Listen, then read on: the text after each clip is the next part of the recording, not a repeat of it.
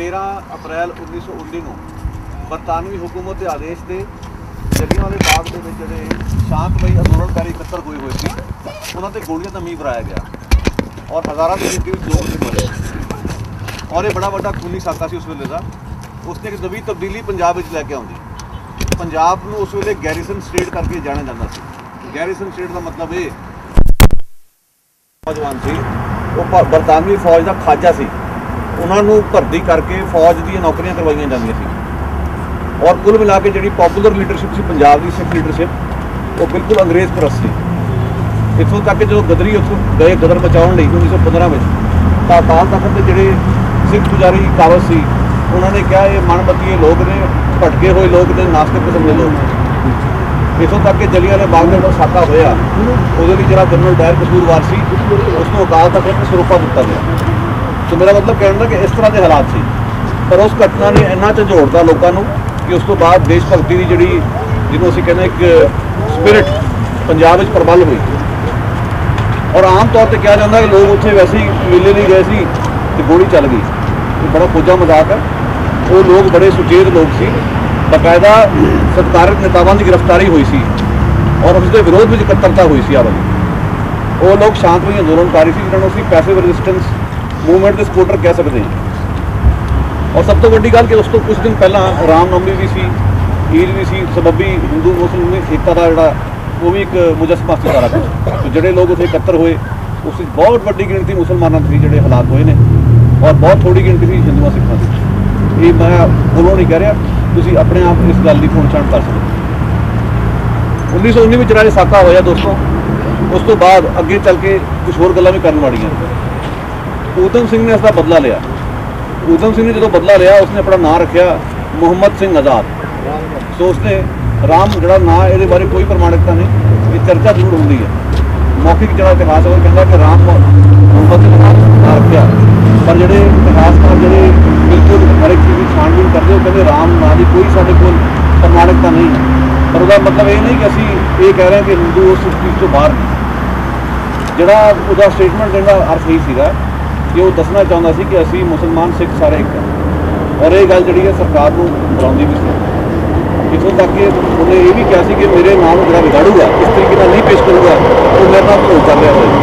ਸਾਨੂੰ ਉਸ ਨੂੰ ਅੰਦਰ ਸਵਾਲ ਹੋ ਗਿਆ ਯਾਦ ਕਰਨਾ ਚਾਹੀਦਾ। ਇਹ ਉਹਦਾ ਇੱਕ ਅਮੀਰ ਬੱਚਾ ਸੀ ਰਵਿੰਦਰਨਾਥ ਟੈਗੋਰ ਜਿਹੜੇ ਉਸ ਵੇਲੇ ਦੇ ਬਹੁਤ ਵੱਡੇ ਸਾਹਿਤਕਾਰ ਸੀ, ਉਹਨਾਂ ਨੇ ਬਰਤਾਨਵੀ ਹੁਕੂਮਤ ਦਾ ਖਿਤਾਬ ਉਹਨਾਂ ਨੂੰ ਦਿੱਤਾ ਗਿਆ ਸਰ ਦਾ, ਉਹ ਮੋੜਿਆ। ਸੋ ਤੁਸੀਂ ਦੇਖ ਸਕਦੇ ਹੋ ਕਿ ਦੋ ਤਰ੍ਹਾਂ ਦੇ ਪ੍ਰਤੀਕਰਮ ਹੋਏ। ਇੱਕ ਪਾਸੇ ਇੱਕ ਨੌਜਵਾਨ ਨੇ ਸ਼ਸਤਰ ਚੱਕ ਲਏ ਤੇ ਜਿਹੜੇ ਸ਼ਾਸਤਰਾਂ ਦੇ ਗਿਆਤਾ ਸਨ ਉਹਨਾਂ ਨੇ ਆਪਣਾ ਖਿਤਾਬ ਮੋੜਿਆ। तो दो तरीके दी स्टेटमेंटा साडे सामने पईयां। इन्ने साल बीत गए और बकायदा पंजाब की मांग उठी कि जो राणी अमृतसर जलियांवाले बाग गई है तो माफ़ी मंगे, उसने माफ़ी मंगने पर पर हुण बेशक माफ़ी उन्होंने भी नहीं मंगी, पर उन्होंने जलियांवाले बाग की हिस्ट्री में जाके लिखा कि ये भुलने योग या माफ़ करने योग नहीं सी। यानी राणी के मुकाबले उन्होंने जाके थोड़ा जिहा एक्स्ट्रा अगे दे। सो लगातार मुहिम चल रही है। कैनेडा में भी मुहिम चल रही है और असीं दाद देनी चाहुंदे हां कमलजीत सिंह नूं जिन्हां ने चक्कन चुक्या। आ जिहड़ी इकट्ठता अज हो रही है बकायदा इन्हां दे उपराले करके हुई। इन्हां ने पटीशन तैयार की, लोगों के दस्तखत लए और पटीशन के लोग दस्तखत कर भी रहे। सब तो वड्डी गल है कि नवां मीर दस्खत का लग्या कल लग्या विसाखी की जिहड़ी परेड कानपुर तो निकली है उत्थे बकायदा तंबू गढ़ के इन्हां ने जिन्हां तस्वीरां की प्रदर्शनी लाई। ये पहली बार होया। अफसोस की गल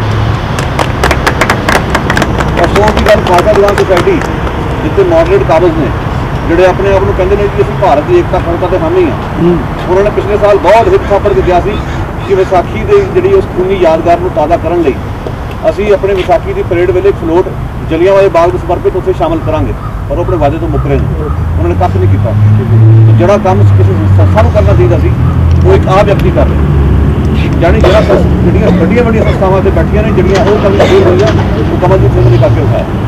तो मैं समझदा जो ये साडा काफिला वध रहा उस दे लई कमलजीत सिंह ये वधाई के पात्र ने और उन्होंने लोगों को ये याद कराता कि विसाखी सिर्फ खालसे के जन्म नाल नहीं जुड़ी हुई, उसका कोई भी एक पत्रा है जो याद करना चाहिए।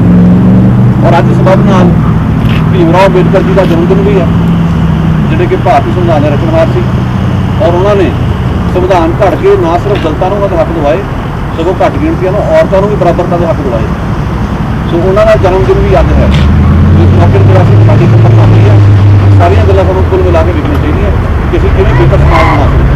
ਅੱਜ ਵੀ ਅਸੀਂ ਵੇਖਦੇ ਹਾਂ ਆਜ਼ਾਦ ਭਾਰਤ ਵਿੱਚ ਜਦੋਂ ਕਿਸਾਨ ਸੰਘਰਸ਼ ਕਰਦੇ ਨੇ ਉਹਨਾਂ ਤੇ ਗੋਲੀਆਂ ਚਲਾਈਆਂ ਜਾਂਦੀਆਂ, ਜਦੋਂ ਆਦਿਵਾਸੀ ਸੰਘਰਸ਼ ਕਰਦੇ ਨੇ ਉਹਨਾਂ ਲਈ ਉਹਨਾਂ ਨੂੰ ਬਿਲਕੁਲ ਤਸੀਹੇ ਦਿੱਤੇ ਜਾਂਦੇ। ਸੋ ਆਜ਼ਾਦ ਹਿੰਦੁਸਤਾਨ ਵਿੱਚ ਵੀ ਇਹ ਕੁਛ ਹੋ ਰਿਹਾ। ਜਦੋਂ ਸਾਡੇ ਦਲਿਤ ਭਰਾ ਆਪਣੇ ਹੱਕਾਂ ਦੇ ਲਈ ਕੋਈ ਸੰਘਰਸ਼ ਕਰਦੇ ਨੇ ਤੇ ਉਹਨਾਂ ਬਾਰੇ ਘਟੀਆ ਕਿਸਮ ਦੀ ਟਿੱਪਣੀਆਂ ਵੀ ਕੀਤੀਆਂ ਜਾਂਦੀਆਂ, ਉਹਨਾਂ ਤੇ ਜ਼ੁਲਮ ਵੀ ਹੁੰਦਾ। ਸੋ ਤਸ਼ੱਦਦ ਦਾ ਸਿਲਸਿਲਾ ਅੱਜ ਵੀ ਜਾਰੀ ਹੈ ਆਜ਼ਾਦ ਹਿੰਦੁਸਤਾਨ 'ਚ ਔਰ ਪਾਕਿਸਤਾਨ 'ਚ, ਕਿਉਂਕਿ ਇਹ ਯਾਦ ਰੱਖੋ ਕਿ ਜਿਸ ਵੇਲੇ ਜਲਿਆਂਵਾਲਾ ਬਾਗ ਦਾ ਸਾਕਾ ਹੋਇਆ ਹਿੰਦੁਸਤਾਨ ਤੇ ਪਾਕਿਸਤਾਨ ਇਕੱਠੇ ਸੀ। ਸੋ ਦੋਨਾਂ ਫਿਰਕਿਆਂ ਦੇ ਲੋਕਾਂ ਨੇ ਕੁਰਬਾਨੀਆਂ ਦਿੱਤੀਆਂ। ਦੋਨਾਂ ਦੇਸ਼ਾਂ ਦੇ ਵਿੱਚ ਇਸ ਸਮੇਂ ਵੀ ਜਿਹੜੇ ਲੋਕ ਆਪਣੇ ਜਮਹੂਰੀ ਹੱਕਾਂ ਲਈ ਸੰਘਰਸ਼ ਕਰਦੇ ਨੇ ਜਾਂ ਪ੍ਰਦਰਸ਼ਨ ਕਰਦੇ ਨੇ ਉਹਨਾਂ ਦੇ ਡਾਂਗਾਂ ਭਰਾਈਆਂ ਜਾਂਦੀਆਂ ਜਾਂ ਗੋਲੀਆਂ ਬਖਸ਼ੀਆਂ ਜਾਂਦੀਆਂ। ਸੋ ਸਾਨੂੰ ਅੱਜ ਵੀ ਇਹ ਵੇਖਣਾ ਪਏਗਾ ਕਿ ਕਿਸ ਤਰੀਕੇ ਨਾਲ ਆਜ਼ਾਦ ਹਕੂਮਤਾਂ ਵੀ ਸਭ ਕੁਝ ਕਰ ਰਹੀਆਂ। ਅਖੀਰਲੀ ਗੱਲ ਮੈਂ ਕਹਿਣੀ ਚਾਹੁੰਦਾ, ਜਲਿਆਂਵਾਲੇ ਬਾਗ ਦੇ ਵਿੱਚ ਸਾਨੂੰ ਸਿੱਖਣ ਦੀ ਲੋੜ ਇਹ ਹੈ, ਇੱਥੇ ਵੀ ਇਸ ਇਤਿਹਾਸ ਨੂੰ ਜਿਉਂਦਾ ਰੱਖਣ ਦੀ ਲੋੜ ਇਸ ਕਰਕੇ ਹੈ ਕਿਉਂਕਿ ਅੱਜ ਵੀ ਦੁਨੀਆ ਭਰ ਵਿੱਚ ਬਸਤੀਵਾਦ ਚੱਲ ਰਿਹਾ, ਸਾਮਰਾਜੀ ਜੰਗਾਂ ਚੱਲ ਰਹੀਆਂ। ਇੱਥੋਂ ਦੇ ਮੂਲ ਨਿਵਾਸੀਆਂ ਦੀ ਧਰਤੀ ਉਹਨਾਂ ਮੂਲ ਨਿਵਾਸੀਆਂ ਦੀ ਜਿਸ ਤੇ ਬਰਤਾਨਵੀ ਆ ਕੇ ਕਾਬਜ਼ ਹੋਏ, ਉਹਨਾਂ ਨੂੰ ਹਾਸ਼ੀਏ ਤੇ ਧੱਕ ਦਿੱਤਾ ਗਿਆ। ਅੱਜ ਉਹ ਆਪਣੀ ਆਈਡਲ ਨੋ ਮੋਰ ਨਾਂ ਦੀ ਤਹਿਰੀਕ ਚਲਾ ਰਹੇ, ਕਿਸ ਕਰਕੇ? ਕਿਉਂਕਿ ਉਹਨਾਂ ਨੂੰ ਬਰਾਬਰਤਾ ਨਹੀਂ ਮਿਲ ਰਹੀ। ਬਸਤੀਵਾਦ ਉਹਨਾਂ ਦੇ ਜੀਵਨ ਦਾ ਅੱਜ ਵੀ ਬੜਾ ਵੱਡਾ ਹਿੱਸਾ। ਸੋ ਇਸ ਕਰਕੇ ਜਲਿਆਂਵਾਲੇ ਬਾਗ ਦੇ ਇਤਿਹਾਸ ਦੀ ਸਾਖਤਾ ਕੈਨੇਡਾ ਵਿੱਚ ਵੀ ਹੁੰਦੀ ਹੈ। ਜਾਓ ਦੋਸਤੋ, ਹੁਣ ਆਪਾਂ ਸ਼ੁਰੂਆਤ ਕਰੀਏ ਪ੍ਰੋਗਰਾਮ ਦੀ। ਸਭ ਤੋਂ ਪਹਿਲਾਂ ਮੈਂ ਬੇਨਤੀ ਕਰਾਂਗਾ ਲੱਕੀ ਤੱਖਰ ਜੀ ਨੂੰ, ਜਿਹੜੇ ਕਿ ਓਵਰਸੀਜ਼ ਕਾਂਗਰਸ ਦੇ ਇੱਥੋਂ ਦੇ ਆਗੂ ਨੇ, ਉਹ ਆ ਕੇ ਦੋ ਸ਼ਬਦ ਜ਼ਰੂਰ ਕਹਿਣ। ਲੱਕੀ ਤੱਖਰ ਜੀ। ਮੇਰੇ ਖਿਆਲ ਦੇ ਨਾਲ ਕੋਈ ਐਸਾ ਲਫ਼ਜ਼ ਨਹੀਂ ਜਿਹੜਾ ਕੋਈ ਰਹਿ ਗਿਆ ਹੋਵੇ। ਇਹ ਅਸੀਂ ਅੱਜ ਜੇ ਇਕੱਤਰ ਹੋਏ ਹਾਂ, ਜੇ ਅਸੀਂ ਇਹਨਾਂ ਸ਼ਹੀਦਾਂ ਦੀ ਸ਼ਹੀਦੀ ਨੂੰ ਭੁੱਲ ਜਾਂਦੇ ਹਾਂ ਤੇ ਮੈਂ ਇਹੀ ਸਮਝਦਾ ਕਿ ਅਸੀਂ ਆਪਣੇ ਆਪ ਨੂੰ ਭੁੱਲੀ ਬੈਠੇ ਹਾਂ। ਦੇਸ਼ ਆਜ਼ਾਦ ਹੋਇਆ, ਸਾਨੂੰ ਕੈਨੇਡਾ ਦੇ ਵਿੱਚ ਆਉਣ ਲਈ ਪਰਮਿਸ਼ਨ ਮਿਲੀ। ਜਦੋਂ ਦੇਸ਼ ਸਾਡਾ ਗੁਲਾਮ ਸੀ, ਸਾਰਿਆਂ ਨੂੰ ਪਤਾ ਕਿ ਇੱਥੇ ਜਦੋਂ ਸ਼ਿਪ ਆਇਆ ਕਾਮਾਗਾਟਾ ਦਾ, ਕਿੱਦਾਂ ਉਹਨਾਂ ਨੂੰ ਭੁੱਖਿਆਂ ਭਾਣੇ ਬੇਰੰਗ ਕੈਨੇਡਾ ਦੀ ਧਰਤੀ ਤੋਂ ਮੁੜਨਾ ਪਿਆ, ਕਿਉਂਕਿ ਅਸੀਂ ਗੁਲਾਮ ਸੀ, ਬ੍ਰਿਟਿਸ਼ ਸਰਕਾਰ ਦੇ ਅਸੀਂ ਗੁਲਾਮ ਸੀ। ਔਰ ਭਗਤ ਸਿੰਘ ਹੋਣੀ ਹੋਏ, ਆਪਣੇ ਸ਼ਹੀਦ ਊਧਮ ਸਿੰਘ ਜੀ ਹੋਏ, ਕਰਤਾਰ ਸਿੰਘ ਸਰਾਭਾ ਹੋਏ, ਮਤਲਬ ਅਣਗਿਣਤ ਜਿਨ੍ਹਾਂ ਨੇ ਸ਼ਹੀਦੀ ਦੇ ਕੇ ਹਿੰਦੁਸਤਾਨ ਨੂੰ ਆਜ਼ਾਦ ਕਰਾਇਆ। ਅੱਜ ਉਹਦੀ ਆਜ਼ਾਦੀ ਦਾ ਆਨੰਦ ਅਸੀਂ ਕੈਨੇਡਾ ਦੀ ਧਰਤੀ ਉੱਤੇ ਮਾਣ ਰਹੇ ਹਾਂ। ਨਹੀਂ ਤੇ ਸਾਨੂੰ ਕੈਨੇਡਾ ਦੇ ਕਿਸੇ ਨੇ ਇੱਥੇ ਵੰਡ ਨਾ ਸੀ ਦੇਣਾ।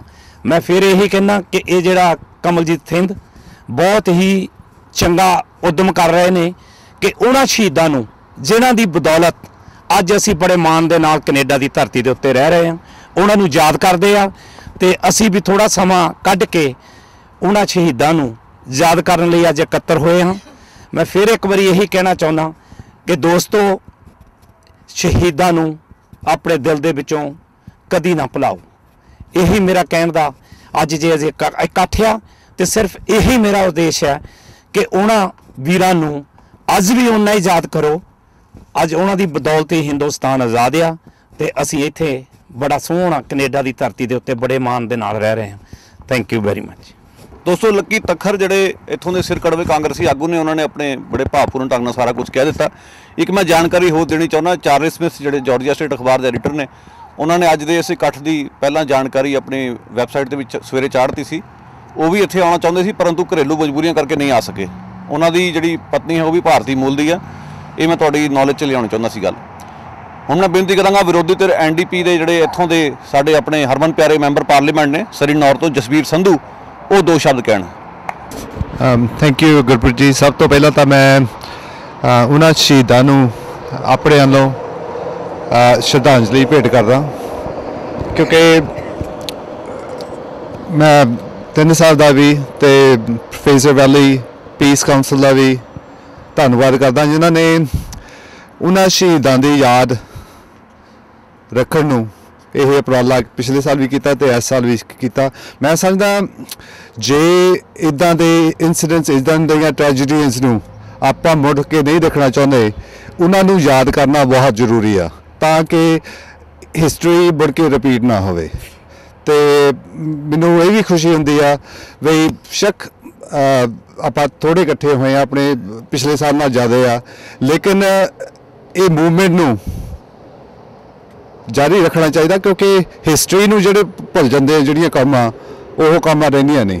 ਇਸ ਕਰਕੇ ਮੈਂ ਆਪਣੇ ਸਾਰੇ ਭੈਣ ਭਰਾ ਜਿਹੜੇ ਇੱਥੇ ਇਕੱਠੇ ਹੋਏ ਆ ਉਹਨਾਂ ਦੇ ਨਾਲ ਫਿਰ ਆਪਣੇ ਸ਼ਹੀਦਾਂ ਨੂੰ ਆਪਣੇ ਵੱਲੋਂ ਤੇ ਆਪਣੀ ਪਾਰਟੀ ਵੱਲੋਂ ਉਹਨਾਂ ਨੂੰ ਸ਼ਰਧਾਂਜਲੀ ਭੇਟ ਕਰਦਾ। Thank you. ਦੋਸਤੋ, ਜਸਬੀਰ ਸਿੰਘ ਸੰਧੂ ਤੇ ਉਹਨਾਂ ਦੇ ਸਾਥੀ ਇਸ ਗੱਲ ਦੀ ਵਧਾਈ ਦੇ ਪਾਤਰ ਨੇ ਕਿ ਇਹਨਾਂ ਨੇ ਕਾਮਾਗਾਟਾ ਮਾਰੂ ਕਾਂਡ ਦੀ ਮਾਫੀ ਮੰਗਾਉਣ ਦੀ ਖਾਤਰ ਦਸਤਖਤੀ ਮੁਹਿੰਮ ਸ਼ੁਰੂ ਕੀਤੀ ਸੀ ਔਰ ਅਖੀਰ ਇਹਨਾਂ ਨੂੰ ਕਾਮਯਾਬੀ ਮਿਲੀ। ਪ੍ਰਧਾਨ ਮੰਤਰੀ ਸਟੀਵਨ ਹਾਰਪਰ ਨੂੰ ਪਾਰਕ ਵਿੱਚ ਚੱਲ ਕੇ ਆ ਕੇ ਮਾਫੀ ਮੰਗਣੀ ਪਈ। ਇਹ ਗੱਲ ਵੱਖਰੀ ਕਿ ਅੱਜ ਵੀ ਕਮਿਊਨਿਟੀ 'ਚ ਮੰਗ ਉੱਠ ਰਹੀ ਕਿ ਪਾਰਲੀਮੈਂਟ 'ਚ ਮਾਫੀ ਰਸਮੀ ਤੌਰ ਤੇ ਮੰਗ ਲਈ ਜਾਵੇ, ਪਰ ਪਾਰਕ ਵਿੱਚ ਚੱਲ ਕੇ ਆ ਕੇ ਇਹਨਾਂ ਦੇ ਉਦੋਂ ਸਦਕਾ ਮਾਫੀ ਮੰਗ ਲੈਣਾ ਉਹ ਵੀ ਆਪਣੇ ਆਪ 'ਚ ਇੱਕ ਇਤਿਹਾਸਿਕ ਪ੍ਰਾਪਤੀ ਸੀ। ਸੋ ਮੈਂ ਸੰਧੂ ਸਾਹਿਬ ਨੂੰ ਇੱਕ ਵਾਰੀ ਫਿਰ ਉਸ ਗੱਲ ਦੀ ਤੇ ਇਹਨਾਂ ਦੇ ਸਾਥੀਆਂ ਨੂੰ ਵਧਾਈ ਦੇਣੀ ਚਾਹੁੰਦਾ। ਹੁਣ ਮੈਂ ਬੇਨਤੀ ਕਰਾਂਗਾ ਦੋਸਤੋ ਕਮਲਜੀਤ ਥਿੰਦ ਨੂੰ, ਜਿਹੜੇ ਕਿ ਮਹਿਕ ਪੰਜਾਬ ਦੀ ਦੇ ਸੰਚਾਲਕ ਨੇ ਔਰ ਜਿਨ੍ਹਾਂ ਦੇ ਉਦੋਂ ਸਦਕਾ ਜਲਿਆਂਵਾਲੇ ਬਾਗ ਦੀ ਜਿਹੜੇ ਇਤਿਹਾਸ ਨੂੰ ਉੱਥੇ ਜਿਉਂਦਾ ਰੱਖਿਆ ਗਿਆ, ਕਿ ਉਹ ਦੋ ਸ਼ਬਦ ਕਹਿਣ ਔਰ ਆਪਣੇ ਸਫ਼ਰ ਬਾਰੇ ਸਾਨੂੰ ਚਾਨਣਾ ਪਾਉਣ। ਕਮਲਜੀਤ ਥਿੰਦ। ਸਭ ਤੋਂ ਪਹਿਲਾਂ ਮੈਂ ਜਲਿਆਂਵਾਲੇ ਬਾਗ ਦੇ ਸ਼ਹੀਦਾਂ ਨੂੰ ਸ਼ਰਧਾਂਜਲੀ ਭੇਂਟ ਕਰਦਾ। ਜਲਿਆਂਵਾਲੇ ਬਾਗ ਦੇ ਵਿੱਚ ਇਕੱਠੇ ਹੋਏ ਲੋਕ ਰਾਜਨੀਤਿਕ ਤੇ ਸੱਭਿਆਚਾਰਕ ਤੌਰ ਤੇ ਚੇਤ ਲੋਕ ਸੀਗੇ। ਉਹ ਧਰਮ ਦੀਆਂ ਸੌੜੀਆਂ ਵਲਗਨਾਂ ਤੋਂ ਉੱਪਰ ਉੱਠੇ ਹੋਏ ਲੋਕ ਸੀਗੇ ਤੇ ਉਹ ਇੱਕ ਇਕੱਠ ਦੇ ਰੂਪ ਵਿੱਚ ਗਵਰਨਮੈਂਟ ਨੂੰ ਇੱਕ ਮੈਸੇਜ ਦੇਣਾ ਚਾਹੁੰਦੇ ਸੀਗੇ। ਜਿਹੜੀ ਸਾਮਰਾਜੀ ਤਾਕਤਾਂ ਉਹਨਾਂ ਨੂੰ ਮੈਸੇਜ ਦੇਣਾ ਚਾਹੁੰਦੇ ਸੀ ਕਿ ਜਿਹੜੇ ਉਹਨਾਂ ਦੇ ਫਰੀडम ਫਾਈਟਰ ਆ ਫੜੇ ਹੋਏ ਆ ਉਹਨਾਂ ਨੂੰ ਛੱਡਿਆ ਜਾਵੇ। ਉਹ ਇਕੱਠ ਵਿੱਚ ਕੋਈ ਵੀ ਕਿਸੇ ਕੋਲ ਹਥਿਆਰ ਨਹੀਂ ਸੀ, ਉਹਨਾਂ ਦਾ ਕਿਸੇ ਦਾ ਵੀ ਹਿੰਸਾ ਕਰਨ ਦਾ ਕੋਈ ਵਿਚਾਰ ਨਹੀਂ ਸੀਗਾ। ਸ਼ਾਂਤਮਈ ਲੋਕ ਸੀਗੇ ਤੇ ਜਨਰਲ ਡਾਇਰ ਨੇ ਉਹਨਾਂ ਨੂੰ ਜਦੋਂ ਗੋਲੀ ਚਲਾਈ ਤੇ ਕੋਈ ਵੀ ਖਿੰਡ ਪੁੰਡ ਜਾਣ ਦਾ ਵਾਰਨਿੰਗ ਨਹੀਂ ਦਿੱਤੀ, ਕੋਈ ਮੌਕਾ ਨਹੀਂ ਦਿੱਤਾ ਤੇ ਉਹ ਬੇਕਸੂਰ ਲੋਕਾਂ ਨੂੰ ਗੋਲੀਆਂ ਨਾਲ ਭੁੰਨ ਦਿੱਤਾ ਗਿਆ। ਇਸ ਸਭ ਦੇ ਲਈ ਬ੍ਰਿਟਿਸ਼ ਗਵਰਨਮੈਂਟ ਨੇ ਕਦੇ ਵੀ ਮਾਫੀ ਨਹੀਂ ਮੰਗੀ ਤੇ ਜਿਵੇਂ ਕਿ ਪਿਛਲੇ ਦਿਨੀ ਕੈਮਰੂਨ ਜਿਹੜਾ ਬ੍ਰਿਟਿਸ਼ ਪ੍ਰਾਈਮ ਮਿਨਿਸਟਰ ਆ ਉੱਥੇ ਗਿਆ ਤੇ ਉਹਨੇ ਕਿਹਾ ਕਿ ਇਹ ਬ੍ਰਿਟਿਸ਼ ਹਿਸਟਰੀ ਦੇ ਵਿੱਚ ਬਹੁਤ ਹੀ ਸ਼ਰਮਨਾਕ ਕਾਰਾ ਸੀਗਾ, ਇੱਕ ਦੈਂਤਾਂ ਵਾਲਾ ਕਾਰਾ ਸੀਗਾ ਜਿਹੜਾ ਇਹ ਕੀਤਾ ਗਿਆ, ਪਰ ਉਹਨੇ ਮਾਫੀ ਨਹੀਂ ਮੰਗੀ ਉਸ ਦੇ ਲਈ ਵੀ। ਤੇ 1.5 ਸਾਲ ਪਹਿਲਾਂ ਅਸੀਂ ਇਸ ਦੇ ਲਈ ਇੱਕ ਆਨਲਾਈਨ ਵੈਬਸਾਈਟ ਸ਼ੁਰੂ ਕੀਤੀ ਸੀਗੀ, ਆਨਲਾਈਨ ਪਟੀਸ਼ਨ jallianwalabaag.ca। ਤੇ ਅੱਜ ਵੀ ਇਕੱਠੇ ਹੋਏ ਲੋਕਾਂ ਨੂੰ ਮੈਂ ਬੇਨਤੀ ਕਰਾਂਗਾ ਕਿ ਸਾਰੇ ਜਣੇ ਉੱਥੇ ਜਾ ਕੇ ਆਪਣੀ ਆਪਣੀ ਵੋਟ ਪਾਓ ਤਾਂ ਕਿ ਬ੍ਰਿਟਿਸ਼ ਗਵਰਨਮੈਂਟ ਨੂੰ ਇੱਕ ਮੈਸੇਜ ਦਿੱਤਾ ਜਾ ਸਕੇ ਕਿ ਇਸ ਸਾਕੇ ਲਈ ਉਹ ਮਾਫੀ ਮੰਗਣ। ਤੇ ਸਾਰੇ ਆਏ ਹੋਏ ਜਿੰਨੇ ਵੀ ਇੱਥੇ ਆਏ ਆ ਉਹਨਾਂ ਸਾਰਿਆਂ ਦਾ ਧੰਨਵਾਦ ਜੀ। ਸੋ ਥਿੰਦ ਸਾਹਿਬ ਨੂੰ ਹਮੇਸ਼ਾ ਅਸੀਂ ਇਸ ਗੱਲ ਦੀ ਵਧਾਈ ਦਿੰਦੇ ਰਵਾਂਗੇ ਕਿ ਉਹਨਾਂ ਨੇ ਜਿਹੜਾ ਚੱਕਿਆ ਇਕੱਲਿਆਂ ਨੇ ਚੱਕਿਆ, ਜਦੋਂ ਕਿ ਸੰਸਥਾਵਾਂ ਬਹੁਤ ਨੇ ਇੱਥੇ। ਮੈਂ ਇੱਕ ਗੱਲ ਹੋਰ ਥੋੜ੍ਹੀ ਜਿਹੀ ਐਡ ਕਰਨੀ ਚਾਹੁੰਦਾ ਕਿ ਜਿਹੜੇ ਅਗਲਾ ਜਿਹੜਾ ਸ਼ਨੀਚਰਵਾਰ ਆ ਰਿਹਾ ਉਦੋਂ ਵੀ ਵਿਸਾਖੀ ਦੀ ਪਰੇਡ ਨਿਕਲਣੀ ਇੱਥੇ, ਉਹ ਮੁੱਖ ਤੌਰ 'ਤੇ ਜਿਹੜੀ ਖਾਲਿਸਤਾਨੀ ਜਥੇਬੰਦੀਆਂ ਵੱਲੋਂ ਕੱਢੀ ਜਾਣੀ ਆ। ਉਹਨਾਂ ਤੋਂ ਤਾਂ ਅਸੀਂ ਆਸ ਕਰ ਨਹੀਂ ਸਕਦੇ ਕਿ ਜਲਿਆਂਵਾਲੇ ਬਾਗ ਦੇ ਸ਼ਹੀਦਾਂ ਨੂੰ ਯਾਦ ਕਰਨਗੇ, ਕਿਉਂਕਿ ਉਹਨਾਂ ਦਾ ਤਾਂ ਜਿਹੜਾ ਮਿਸ਼ਨ ਹੀ ਡਿਫਰੈਂਟ ਆ।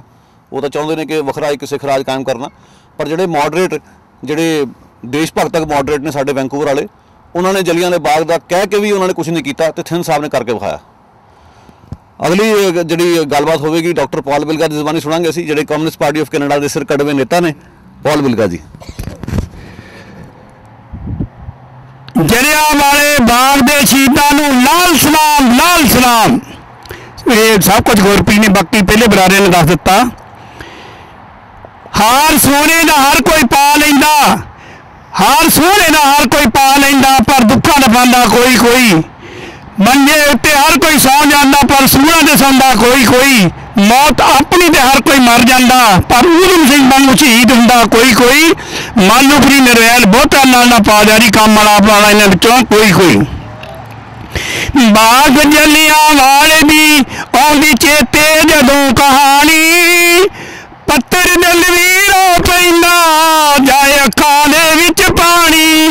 ਉਹ ਲੈਣਾ ਬਦਲਾ ਵੈਰੀ ਤੋਂ ਊਧਮ ਸਿੰਘ ਦੀ ਮਤਾ ਪਕਾਇਆ, ਚੁੱਕ ਤੁਰਿਆ ਪਿਸਟਲ ਨੂੰ ਖੂਨ ਅੱਖਾਂ ਦੇ ਵਿੱਚ ਆਇਆ। ਪੁੱਤ ਮਰ ਗਏ ਮਾਵਾਂ ਦੇ ਜਿਹੜੀ ਗੋਲੀ ਅਸੀਂ ਚਲਾਈ, ਸਾਂਭੇ ਪੁੱਤ ਨਾ ਮਾਵਾਂ ਨੇ ਹਨੇਰੀ ਜ਼ੁਲਮ ਦੀ ਐਸੀ ਛਾਈ ਡੁੱਲਿਆ ਖੂਨ ਵਿਦੋਸ਼ਾਂ ਦਾ ਜ਼ਾਲਮ ਸਿਰ ਦਾ ਸੀ ਹਲਕਾਇਆ ਚੁੱਕ ਤੁਰਿਆ ਪਿਸਟਲ ਨੂੰ ਉਦਮ ਸਿੰਘ ਮਾਂ ਦਾ ਜਾਇਆ ਬਾਗ ਜਲਿਆਂਵਾਲੇ ਦੇ ਵਿੱਚ ਤਾਂ ਇਕੱਠ ਹੋਇਆ ਸੀ ਭਾਰੀ ਮਿਲ ਗਿਆ ਮੌਕਾ ਵੈਰੀ ਨੂੰ ਉਸਨੇ ਕਰ ਲੈ ਖੂਬ ਤਿਆਰੀ ਫੌਜ ਮਾਈਕਲ ਡਾਇਰ ਦੀ ਨੀ ਘੇਰਾ ਆਣ ਬਾਗ ਨੂੰ ਪਾਇਆ ਚੱਕ ਤੁਰਿਆ ਪਿਸਟਲ ਨੂੰ ਖੂਨ ਅੱਖਾਂ ਦੇ ਵਿੱਚ ਆਇਆ ਗੁੱਸਾ ਚੜਿਆ ਜੋਧੇ ਨੂੰ ਬਦਲਾ ਗੋਰੇ ਕੋਲੋਂ ਲੈਣਾ ਨੀਂਦ ਆਉਣੀ ਨਹੀਂ ਸੁੱਖਦੀ ਹੁਣ ਤਾਂ ਪੈਣਾ ਭੇਸ ਬਟਾਉਣਾ ਡਰ ਲੱਗਦਾ ਸੂਰੇ ਤੋਂ ਜਦੋਂ ਮੁੱਛਾਂ ਨੂੰ ਤਾਂ ਚੜਾਇਆ ਸ਼ੇਰ ਜੰਗਲੀ ਜਿਉਂ ਫਿਰਦਾ ਊਧਮ ਸਿੰਘ ਇੰਜ ਮਾਰੇ ਕਦੋਂ ਦੁਸ਼ਮਣ ਮਾਰੂੰਗਾ ਦਿਲ ਵਿੱਚ ਸੋਚ ਵਿਚਾਰੇ ਨਾ ਡਰਿਆ ਗੋਰਿਆਂ ਤੋਂ ਊਧਮ ਸਿੰਘ ਮਾਂ ਦਾ ਜਾਇਆ ਚੁੱਕ ਤੁਰਿਆ ਪਿਸਟਲ ਨੂੰ ਖੂਨ ਅੱਖਾਂ ਦੇ ਵਿੱਚ ਆਇਆ ਉਹ ਵੈਰੀ ਲੈਕਚਰ ਕਰਦਾ ਸੀ ਊਧਮ ਸਿੰਘ ਵੈਰੀ ਲੈਕਚਰ ਕਰਦਾ ਸੀ ਗੋਲੀ ਜਦੋਂ ਸੂਰਮੇ ਮਾਰੀ ਮਾਲੂਪੁਰੀਏ ਪੂਜੇਗੀ ਦੁਨੀਆ ਊਧਮ ਸਿੰਘ ਨੂੰ ਸਾਰੀ ਜਾਂਦੀ ਵਾਰੀ ਸੂਰਮੇ ਦੀ ਨਾਰਾ ਇਨਕਲਾਬ ਦਾ ਲਾਇਆ ਚੁੱਕ ਤੁਰਿਆ ਪਿਸਟਲ ਨੂੰ ਖੂਨ ਅੱਖਾਂ ਦੇ ਵਿੱਚ ਆਇਆ ਜੈ ਜਨਤਾ ਜੈ ਸੰਘਰਸ਼ बहुत अच्छे पॉल बिलगा जी ने अपनी गड़कवी आवाज में शाराना अंदाज से बड़ा कुछ कहा था। दोस्तों हम मैं बेनती करांगा दविंदरपाल सिंह ढिल्लों को वो भी दो शब्द कहन मैं उन्होंने बारे बड़ा जानता नहीं माफ़ी चाहना सो ढिल्लों साहब कुछ कहना चाहोगे। प्यारे वीरो ते भैनों मैं ये सारियां गल्लां सुनदियां थोड़ा भावुक हो गया क्योंकि मैं उस शहर का रहने वाला हाँ मैं उत्थों का जंपल हाँ जिथे ये साका वरत्या 1919 13 अप्रैल को विसाखी वाले दिन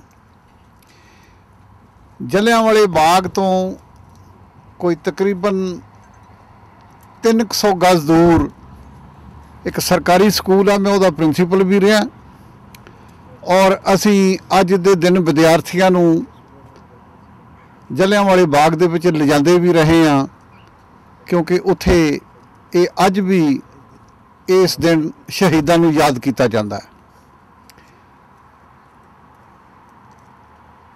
जलियांवाले बाग दे साके दे विच तो बाद बहुत कुछ पहला दस दिता बुलारियां ने बहुत चंगे ढंग नाल पर जलियांवाले बाग दे साके तो बाद जिहड़ी गल गुरप्रीत होड़ा ने दसी है भई जनरल डायर नूं जिन्हें ये गोली चलाई गोली नहीं चलाई बल्कि वो उत्थे विसाखी दे इकट्ठ दे विच इकट्ठे होए आम शहरीआं नूं मारन लई तोपां लैके आए सन। सिर्फ उन्हां दे रस्ते च रुकावट ये सी कि जिहड़ा रस्ता जलियांवाले बाग दे विच नूं जांदा सी वो भीड़ा ही इन्ना सी कि उहदे विच तोपां जा नहीं सकियां ये उन्हां दी मजबूरी सी नहीं तो ब्रिटिश साम्राज का जिहड़ा सब तो घिनौना रूप है वो एक प्रतीक है ये जिहड़ा साका होया भाई लोगों के विच इन्ना डर और सहम पैदा कर दिता जाए उस वेले तोपों तो बड़ी चीज़ तो कोई हथियार है ही नहीं सी जिहड़ा आम शहरियों नूं जिहदे नाल डराया जाता तो गोलियां तो बंदूकों दियां सिर्फ इस करके वरतियां गईयां भी तोपां चला उत्थे पहुँच नहीं सकियां तो उहदे तो उपरंत जिहड़ी गल इन्हां ने दसी है भी अकाल तख्त साहब तो जनरल डायर नूं सरोपा दिता गया ये बिल्कुल इतिहासक सच्चाई है पर इहदे तो सबक लैण वाली गल जिहड़ी साडे लई ये है कि जदों कोई कौमां गुलाम हो जांदियां ने फिर उन्हां दे सारे अदारे जिहड़े ने वो हकूमतां दे कोल चले जाते हैं उत्थे ना सिख रहिंदे ने उन्हां अदारियां दे काबज ना उत्थे हिंदू रहिंदे ने मंदिरां दे काबज ना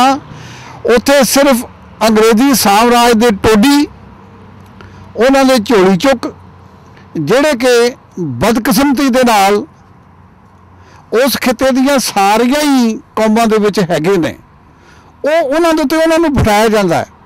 ਉਹਨਾਂ ਦਾ ਰੂਪ ਤਾਂ ਜ਼ਰੂਰ ਸਿੱਖਾਂ ਵਾਲਾ ਹੋਏਗਾ ਜਾਂ ਹਿੰਦੂਆਂ ਵਾਲਾ ਹੋਏਗਾ ਜਾਂ ਉਹ ਮੁਸਲਮਾਨ ਭਾਈ ਹੋਣਗੇ, ਪਰ ਉਹਦੇ ਪਿੱਛੇ ਜਿਹੜੀ ਹਕੂਮਤ ਹੈ ਉਹ ਕਰਵਾ ਰਹੀ ਹੁੰਦੀ ਹੈ ਜੋ ਕੁਛ ਕਰਾਉਣਾ ਹੈ। ਔਰ ਇਸ ਤੋਂ ਵੀ ਵੱਡੀ ਗੱਲ ਜਿਹੜੀ ਆ ਉਹ ਇਹ ਹੈ ਕਿ ਅਕਾਲ ਤਖਤ ਤੇ ਪੇਸ਼ ਹੋਣ ਲਈ ਜਾਂ ਉੱਥੇ ਉਹ ਸਰੂਪਾ ਜਿਹਨੇ ਲੈਣਾ ਹੁੰਦਾ ਹੈ ਉਹਦੇ ਲਈ ਜ਼ਰੂਰੀ ਹੁੰਦਾ ਕੋਈ ਸਿੱਖੀ ਸਰੂਪ 'ਚ ਹੋਵੇ, ਮਰਿਆਦਾ ਇਹ ਸੀ। ਲੇਕਿਨ ਹੁਣ ਜਨਰਲ ਡਾਇਰ ਜਿਹੜਾ ਆਪ ਤੰਬਾਕੂ ਪੀਂਦਾ, ਸਿਗਰਟਾਂ ਪੀਂਦਾ, ਸਿਗਾਰ ਪੀਂਦਾ ਸੀ, ਉਹਨੂੰ ਉਹ ਦਿੱਤਾ ਨਹੀਂ ਸੀ ਜਾ ਸਕਦਾ। ਤਾਂ ਉਹ ਵੀ ਰੱਖਣ ਦੀ ਖਾਤਰ ਉਹਨਾਂ ਨੂੰ ਕਿਹਾ ਵੀ ਤੂੰ ਅੱਗੇ ਤੋਂ ਪ੍ਰੋਮਿਸ ਕਰ ਕਿ ਤੂੰ ਸਿਗਰਟ ਨੋਸ਼ੀ ਨਹੀਂ ਕਰੇਗਾ। ਉਹ ਕਹਿੰਦਾ ਮੈਂ ਛੱਡ ਨਹੀਂ ਸਕਦਾ। ਉਹ ਕਹਿੰਦਾ ਤੂੰ ਵਾਅਦਾ ਕਰ ਵੀ ਘਟਾ ਦੇਗਾ। ਉਹਨੇ ਮਜ਼ਾਕ ਕੀਤਾ, ਉਹਨੇ ਮਜ਼ਾਕ ਇਹ ਕੀਤਾ ਕਿ ਓਕੇ ਮੈਂ ਸਾਲ ਦੀ 1 ਸਿਗਰਟ ਜਿਹੜੀ ਹੈ ਉਹ ਘਟਾ ਦਿਆਂਗਾ। ਤਾਂ ਇਹ ਚੀਜ਼ਾਂ ਜਿਹੜੀਆਂ ਨੇ ਸਾਡੇ ਹਿਰਦਿਆਂ ਨੂੰ ਵਿਲੁੰਦਰਨੀਆਂ ਚਾਹੀਦੀਆਂ ਨੇ। ਮੈਂ ਤਾਂ ਇਹ ਸਬਕ ਸਿੱਖਿਆ ਇਹਦੇ ਤੋਂ ਕਿ ਜਿਵੇਂ ਵੀ ਹੋਵੇ ਆਪਣੇ ਆਪ ਨੂੰ ਕਦੇ ਗੁਲਾਮ ਨਹੀਂ ਹੋਣ ਦੇਣਾ ਚਾਹੀਦਾ। ਜੇ ਅਸੀਂ ਗੁਲਾਮ ਹੋ ਜਾਂਦੇ ਹਾਂ, ਨਾ ਸਾਡਾ ਕੋਈ ਧਰਮ ਰਹਿੰਦਾ, ਨਾ ਸਾਡੀ ਕੋਈ ਮੋਰੈਲਿਟੀ ਰਹਿੰਦੀ ਹੈ ਔਰ ਨਾ ਸਾਡਾ ਕੋਈ ਸੱਭਿਆਚਾਰ ਰਹਿੰਦਾ ਹੈ, ਫਿਰ ਵਿਦੇਸ਼ੀ ਹਕੂਮਤਾਂ ਦਾ ਹੀ ਰਹਿੰਦਾ ਹੈ। ਤਾਂ ਮੈਂ ਬਹੁਤ ਹੀ, ਮੈਂ ਅੱਗੇ ਵੀ ਦੱਸਿਆ, ਭਾਵੁਕ ਵੀ ਹੋਇਆ। ਮੈਨੂੰ ਬਹੁਤ ਚੰਗਾ ਲੱਗਿਆ ਐਡੇ ਵੱਡੇ ਸ਼ਹਿਰ ਦੇ ਵਿੱਚ ਇੰਨਾ ਇਕੱਠ ਜਿਹੜਾ ਹੈਗਾ ਉਹ ਮੈਂ ਸਮਝਣਾ ਆ ਵੀ ਕਿਉਂ ਥੋੜ੍ਹਾ ਇਕੱਠ ਹੈ। ਆਈ ਰੀਅਲਾਈਜ਼ ਇਟ। ਪਰ ਉਹ ਕਹਿੰਦੇ ਹੁੰਦੇ ਨੇ ਸ਼ਾਇਰ ਮਾਲੂਵਾਲ ਸਾਹਿਬ ਵਰਗੇ, ਬਈ ਅਕੇਲੇ ਹੀ ਚਲੇ ਥੇ, ਸਮਾਂ ਬੀਤਦਾ ਗਿਆ, ਇਹ ਇਕੱਠ ਬਹੁਤ ਵੱਡਾ ਹੋਏਗਾ, ਇਹ ਹਾਲੈਂਡ ਪਾਰਕ ਭਰਿਆ ਕਰੇਗਾ ਕਿਸੇ ਦਿਨ ਨੂੰ। ਇਹ ਜੇ ਕਮਲਜੀਤ ਸਿੰਘ ਹੋਣਾ ਦੀ, ਗੁਰਪ੍ਰੀਤ ਹੋਣਾ ਦੀ, ਸ਼ਹਿਜ਼ਾਦ ਸਾਹਿਬ ਸਾਡੇ ਇੱਥੇ ਨੇ, ਫਰੇਜ਼ਰ ਵੈਲੀ ਪੀਸ ਕਾਉਂਸਲ ਦੀਆਂ ਐਫਰਟਸ ਇਸ ਤਰ੍ਹਾਂ ਜਾਰੀ ਰਹੀਆਂ ਤਾਂ ਇੱਥੇ ਸਾਰਿਆਂ ਨੂੰ ਜਿਵੇਂ ਜਿਵੇਂ ਕਿਸੇ ਨੂੰ ਸੋਝੀ ਆਊਗੀ ਤਿਵੇਂ ਤਿਵੇਂ ਸਾਰੇ ਆਪਣਾ ਇੱਥੇ ਪਹੁੰਚ ਕੇ ਹਾਜ਼ਰੀ ਲਵਾਉਣੀ ਇੱਕ ਪੁੰਨ ਸਮਝਣਗੇ, ਜਿਵੇਂ ਵਿਸਾਖੀ ਦੇ ਮੇਲੇ 'ਚ ਜਾਣਾ ਪੁੰਨ ਸਮਝਦੇ ਨੇ। ਤਾਂ ਇਹਨਾਂ ਕਹਿੰਦਿਆਂ ਹੋਇਆ ਮੈਂ ਕੋਈ ਬੁਲਾਰਾ ਨਹੀਂ, ਮੈਂ ਤਾਂ ਇਹਨਾਂ ਨੇ ਹੁਕਮ ਕਰਤਾ ਤੇ ਮੈਂ ਕਿਹਾ ਹਾਜ਼ਰੀ ਲਵਾ ਲਈਏ। ਤਾਂ ਮੇਰੇ ਲਈ ਤਾਂ ਬਈ ਸਬਕ ਇਹੀ ਹੈ ਕਿ ਗੁਲਾਮ ਨਹੀਂ ਹੋਣਾ ਚਾਹੀਦਾ। ਬਾਕੀ ਬੜੇ ਵਿਸਥਾਰ ਦੇ ਨਾਲ ਬਹੁਤ ਡਿਟੇਲ ਦੇ ਵਿੱਚ ਕੱਲੀ ਕੱਲੀ ਗੱਲ ਇੱਥੇ ਦੱਸੀ ਗਈ ਆ। ਉੱਥੇ ਗੋਲੀਆਂ ਦੇ ਨਿਸ਼ਾਨ ਅਜੇ ਮੌਜੂਦ ਨੇ ਔਰ ਮੈਂ ਚਾਹੂੰਗਾ ਕਿ ਸਾਡੀ ਜ਼ਿੰਦਗੀ ਦੇ ਵਿੱਚ ਸਾਡੀ ਹਯਾਤੀ ਦੇ ਵਿੱਚ ਇਹ ਬਾਰਡਰ ਜਿਹੜੇ ਨੇ ਖੁੱਲ੍ਹ ਜਾਣ ਤੇ ਸਾਡੇ ਲਹਿੰਦੇ ਪੰਜਾਬ ਤੋਂ ਵੀ ਬਲਕਿ ਸਾਰੇ ਪਾਕਿਸਤਾਨ ਤੋਂ ਨਾਰਥ ਵੈਸਟ ਫਰੰਟੀਅਰ ਦੇ ਲੋਕ, ਸਰਹੱਦੀ ਗਾਂਧੀ ਹੋਣੀ ਮੈਨੂੰ ਅੱਜ ਯਾਦ ਆਉਂਦੇ ਨੇ, ਖਾਨ ਅਬਦੁਲ ਗਫਾਰ ਖਾਨ ਹੋਣੀ, ਜਿਨ੍ਹਾਂ ਨੇ ਪਾਕਿਸਤਾਨ ਬਣਨ ਤੋਂ ਬਾਅਦ ਵੀ ਆਖਿਆ ਸੀ ਕਿ ਸਾਨੂੰ ਤੁਸੀਂ ਭੇੜੀਆਂ ਦੇ ਮੂੰਹ 'ਚ ਦੇ ਦਿੱਤਾ ਆ। ਉਹ ਜਿਹੜੇ ਆਜ਼ਾਦੀ ਦੇ ਘੁਲਾਟੀਏ ਸਨ, ਉਹ ਕਦੀ ਨਹੀਂ ਸਨ ਚਾਹੁੰਦੇ ਕਿ ਇਹ ਦੀਵਾਰਾਂ ਬਣ ਜਾਣ। ਉਹ ਵਿਸ਼ਾਲ ਦੇਸ਼ ਚਾਹੁੰਦੇ ਸੀ। ਉਹ ਧਰਮਾਂ ਦੇ ਤੋਂ, ਉਹ ਕਮਿਊਨਿਟੀਜ਼ ਦੇ ਖਿਆਲਾਂ ਤੋਂ ਉੱਪਰ ਵੱਡੇ, ਬਹੁਤ ਵੱਡੇ ਦਿਲ ਵਾਲੇ ਲੋਕ ਸਨ। ਤੇ ਮੈਂ ਇਹ ਚਾਹੁੰਦਾ ਕਿ ਸਾਰੇ ਪਾਕਿਸਤਾਨ, ਸਾਰੇ ਹਿੰਦੁਸਤਾਨ ਦੇ ਲੋਕ ਅੱਜ ਦੇ ਦਿਨ ਉੱਥੇ ਜਾ ਕੇ ਸਿਜਦਾ ਕਰਨਾ ਉਹ ਆਪਣਾ ਜ਼ਰੂਰੀ ਫਰਜ਼ ਸਮਝਣ। ਇਹਨਾਂ ਕਹਿੰਦੇ ਹੋਏ ਤੁਹਾਡਾ ਸਾਰਿਆਂ ਦਾ ਬਹੁਤ ਹੀ ਧੰਨਵਾਦੀ ਹਾਂ। ਗੁਰਪ੍ਰੀਤ ਹੋਣਾ ਦਾ ਵੀ ਜਿਨ੍ਹਾਂ ਨੇ ਸਮਾਂ ਦਿੱਤਾ, thank you very much. Dhillon ਸਾਹਿਬ ਬਹੁਤ ਬਹੁਤ ਸ਼ੁਕਰੀਆ, ਬੜੇ ਵਧੀਆ ਤਰੀਕੇ ਨਾਲ ਬਹੁਤ ਕੁਝ ਤੁਸੀਂ ਕਿਹਾ ਤਾਂ ਕਵਰ ਕਰ ਲਿਆ। ਮੈਂ ਦੋਸਤੋ ਤੁਹਾਡੇ ਧਿਆਨ 'ਚ ਇੱਕ ਛੋਟੀ ਜਿਹੀ ਗੱਲ ਲਿਆਉਣੀ ਚਾਹੁੰਦਾ। ਇਹ ਗੱਲ ਹੋਣੀ ਤਕਰੀਬਨ ਸਾਲ 2000 ਦੀ। ਸਿਮਰਨਜੀਤ ਸਿੰਘ ਮਾਨ ਜਿਹੜੇ ਬੜੇ ਚੋਟੀ ਦੇ ਖਾਲਿਸਤਾਨੀ ਨੇਤਾ ਨੇ, ਇੱਕ ਵਾਰੀ ਫਿਰੋਜ਼ਪੁਰ ਆਏ, ਪ੍ਰੈਸ ਕਾਨਫਰੰਸ 'ਚ ਉਹਨਾਂ ਨੇ ਆਪਣਾ ਰੋਣਾ ਲੈ ਕੇ ਬਹਿ ਗਏ ਕਿ ਸਿੱਖਾਂ ਨੇ ਆਹ ਕੁਰਬਾਨੀਆਂ ਕੀਤੀਆਂ, ਸਿੱਖਾਂ ਨੇ ਉਹ ਕੁਰਬਾਨੀਆਂ ਕੀਤੀਆਂ, ਸਾਨੂੰ ਮਿਲਿਆ ਕੀ। ਮੈਂ ਉਹਨਾਂ ਨੂੰ ਇੱਕੋ ਸਵਾਲ ਕੀਤਾ ਪ੍ਰੈਸ ਕਾਨਫਰੰਸ 'ਚ, ਮੈਂ ਕਿਹਾ ਮਾਨ ਸਾਹਿਬ ਤੁਹਾਡੇ ਨਾਨਾ ਜੀ ਅਰੂੜ ਸਿੰਘ ਜਥੇਦਾਰ ਸੀ ਅਕਾਲ ਤਖਤ ਦੇ, ਉਹਨਾਂ ਨੇ ਸਰੂਪਾ ਦਿੱਤਾ ਡਾਇਰ ਨੂੰ, ਇਹਦੇ ਬਾਰੇ ਤੁਹਾਡਾ ਕੀ ਖਿਆਲ ਆ? ਤੁਸੀਂ ਕੁਰਬਾਨੀਆਂ ਤੇ ਗਿਣਾ ਰਹੇ ਹੋ ਪਰ ਉਹਨਾਂ ਸਿੱਖਾਂ ਵਿੱਚ ਉਹਨਾਂ ਲੋਕਾਂ ਦਾ ਨਾਂ ਵੀ ਸ਼ਾਮਲ ਹੈ ਜਿਹੜੇ ਨਵਾਜ਼ਦੇ ਰਹੇ ਨੇ ਬਰਤਾਨਵੀ ਹੁਕੂਮਤ ਨੂੰ। ਸੋ ਮਾਨ ਸਾਹਿਬ ਚੁੱਪ ਕਰ ਗਏ, ਫਿਰ ਕਹਿੰਦੇ ਸੋਚ ਕੇ ਕਿ ਉਹ ਜੋ ਹੋਇਆ ਗਲਤ ਹੋਇਆ। ਫਿਰ ਮੈਨੂੰ ਸੈਨਤ ਲਾ ਕੇ ਪੁੱਛਦੇ ਕਿ ਵੀ ਤੁਸੀਂ ਖੁਸ਼ ਹੋ? ਮੈਂ ਕਿਹਾ ਅਸੀਂ ਤਾਂ ਬਾਗੋ ਬਾਗ। ਬਾਅਦ 'ਚ ਮਾਨ ਸਾਹਿਬ ਨੇ ਉਸ ਗੱਲ ਲਈ ਮਾफ़ੀ ਵੀ ਮੰਗੀ ਪਬਲਿਕ ਦੇ ਵਿੱਚ ਕਿ ਜੋ ਮੇਰੇ ਨਾਨੇ ਨੇ ਕੀਤਾ ਗਲਤ ਕੀਤਾ। ਮੈਂ ਤੁਹਾਨੂੰ ਗੱਲ ਇਹ ਕਹਿਣੀ ਚਾਹੁੰਦਾ ਕਿ ਬੇਸ਼ੱਕ ਸਿਆਸੀ ਮਤਭੇਦ ਆਪਣੀ ਥਾਂ 'ਤੇ ਨੇ ਪਰ ਉਹਨਾਂ ਨੇ ਫਿਰ ਵੀ ਇਹ ਜੀਰਾ ਕਰਕੇ ਮਾफ़ੀ ਮੰਗੀ ਹੈ। ਇਸੇ ਤਰੀਕੇ ਨਾਲ ਬਰਤਾਨਵੀ ਹੁਕੂਮਤ ਨੂੰ ਵੀ ਮਾफ़ੀ ਮੰਗਣੀ ਚਾਹੀਦੀ ਹੈ। ਸੋ ਇੰਨੀ ਕੁ ਗੱਲ ਮੈਂ ਜ਼ਰੂਰ ਕਹਿਣੀ ਚਾਹੁੰਦਾ। ਬਾਕੀ ਢਿੱਲੋਂ ਸਾਹਿਬ ਨੇ ਜਿਵੇਂ ਕਿਹਾ ਕਾਫਲਾ ਛੋਟਾ ਹੈ, ਬੇਸ਼ੱਕ ਛੋਟਾ ਪਰ ਮੈਨੂੰ ਅੱਜ ਮਨੋਜ ਕੋਟਕੇਲਾ ਦੀ ਗੱਲ ਚੇਤੇ ਆਉਂਦੀ ਹੈ। ਸਵੇਰੇ ਲੈਕਚਰ ਸੁਣਿਆ ਇਹਨਾਂ ਦਾ, ਕਹਿੰਦੇ ਇੱਕ ਵਾਰੀ ਜੰਗਲ 'ਚ ਬੜੀ ਭਿਆਨਕ ਅੱਗ ਲੱਗੀ। ਉੱਥੇ ਇੱਕ ਨਿੱਕੀ ਜਿਹੀ ਚਿੜੀ ਆਪਣੀ ਚੁੰਝ ਨਾਲ ਇੱਕ ਬੂੰਦ ਲਿਆ ਕੇ ਤੇ ਅੱਗ ਨੂੰ ਬੁਝਾਉਣ ਦੀ ਕੋਸ਼ਿਸ਼ ਕਰੇ। ਇਹ ਕਾਂ ਉਹਦੀ ਖਿੱਲੀ ਉਡਾਉਣ ਲੱਗ ਪਿਆ ਕਿ ਤੇਰੇ ਯਤਨ ਨਾਲ ਕਿਹੜਾ ਅੱਗ ਬੁਝਣ ਲੱਗੀ ਆ। ਤਾਂ ਉਸਨੇ ਕਿਹਾ ਕਿ ਘੱਟੋ ਘੱਟ ਜਦੋਂ ਕੱਲ੍ਹ ਨੂੰ ਇਤਿਹਾਸ ਲਿਖਿਆ ਜਾਵੇਗਾ, ਮੇਰਾ ਨਾਂ ਉਹਨਾਂ ਲੋਕਾਂ ਵਿੱਚ ਸ਼ਾਮਲ ਹੋਊਗਾ ਜਿਨ੍ਹਾਂ ਨੇ ਅੱਗ ਬੁਝਾਉਣ ਦੀ ਕੋਸ਼ਿਸ਼ ਕੀਤੀ। ਸੋ ਭਾਵੇਂ ਸਾਡਾ ਕਾਫਲਾ ਛੋਟਾ ਹੈ, ਭਾਵੇਂ ਕਤਰਤਾ ਛੋਟੀ ਹੈ, ਮੈਣਾ ਨਹੀਂ, ਇਹ ਕੋਈ ਐਡੀ ਵੱਡੀ ਗੱਲ ਨਹੀਂ।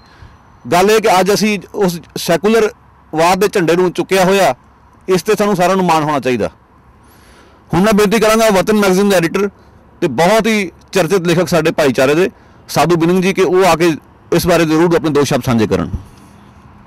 ਸਾਧੂ ਬਿਨਿੰਗ ਜੀ ਲਗਾਤਾਰ ਦੇ ਨਾਲ ਇਹਨਾਂ ਮੁੱਦਿਆਂ ਨੂੰ ਉਭਾਰਦੇ ਆਏ ਨੇ ਆਪਣੀਆਂ ਲਿਖਤਾਂ ਵਿੱਚ ਵੀ ਤੇ ਆਪਣੀ ਗੱਲਬਾਤ ਵਿੱਚ ਵੀ। ਬਹੁਤ ਬਹੁਤ ਸ਼ੁਕਰੀਆ ਗੁਰਪ੍ਰੀਤ ਜੀ। ਪਹਿਲਾਂ ਤਾਂ ਮੈਂ ਕਮਲਜੀਤ ਥਿੰਦ ਹੋਰਾਂ ਨੂੰ ਤੇ ਆਪਣੇ ਪਾਕਿਸਤਾਨੀ ਦੋਸਤਾਂ ਨੂੰ ਇਸ ਗੱਲ ਦੀ ਵਧਾਈ ਦਿੰਦਾ ਕਿ ਉਹਨਾਂ ਨੇ ਅੱਜ ਜਿਹੜਾ ਇਹ ਕੋਸ਼ਿਸ਼ ਕਰਕੇ ਇੰਨਾ ਵਧੀਆ ਮਾਹੌਲ ਇੱਥੇ ਸਾਡੇ ਸਾਰਿਆਂ ਦੇ ਲਈ ਇਕੱਠੇ ਹੋਣ ਲਈ ਤੇ ਇੱਕ ਸਾਡੇ ਉਸ ਪਲ ਨੂੰ ਯਾਦ ਕਰਨ ਲਈ ਸਾਡੇ ਲਈ ਇਹ ਮੌਕਾ ਕਾਇਮ ਕੀਤਾ। ਜਲਿਆਂਵਾਲਾ ਬਾਗ ਸਾਡੇ ਸਾਰਿਆਂ ਦੀ ਸਿਮਰਤੀ 'ਚ ਹੈ। ਅਸੀਂ ਸਾਰੇ ਉਹਨੂੰ ਮਤਲਬ ਬਚਪਨ ਤੋਂ ਸੁਣਦੇ ਆਏ ਹਾਂ, ਉਹਦੇ ਬਾਰੇ ਜਾਣਦੇ ਆਏ ਹਾਂ। ਤੇ ਜਿਹੜੇ ਲੋਕ ਉੱਥੇ ਸ਼ਹੀਦ ਹੋਏ, ਜਿਵੇਂ ਗੁਰਪ੍ਰੀਤ ਹੋਰਾਂ ਨੇ ਕਿਹਾ ਸੀਗਾ ਕਿ ਉਹ ਕੋਈ ਉੱਥੇ ਐਵੇਂ ਮੇਲਾ ਦੇਖਣ ਗਏ ਲੋਕ ਨਹੀਂ ਸੀਗੇ। ਉਹ ਲੋਕ ਸੀ ਜਿਹੜੇ ਉਸ ਵੇਲੇ ਜਿਹੜੀ ਹਿੰਦੁਸਤਾਨ ਨੂੰ ਆਜ਼ਾਦ ਕਰਾਉਣ ਲਈ ਜੰਗੇ ਆਜ਼ਾਦੀ ਚੱਲ ਰਹੀ ਸੀ, ਉਹਦਾ ਹਿੱਸਾ ਸੀ। ਉਹਨਾਂ ਲੋਕਾਂ ਨੂੰ ਉੱਥੇ ਬੜੇ ਉਹ ਇਸ ਗੱਲ ਨੂੰ ਸਮਝ ਸੋਚ ਕੇ ਉੱਥੇ ਗਏ ਸੀ।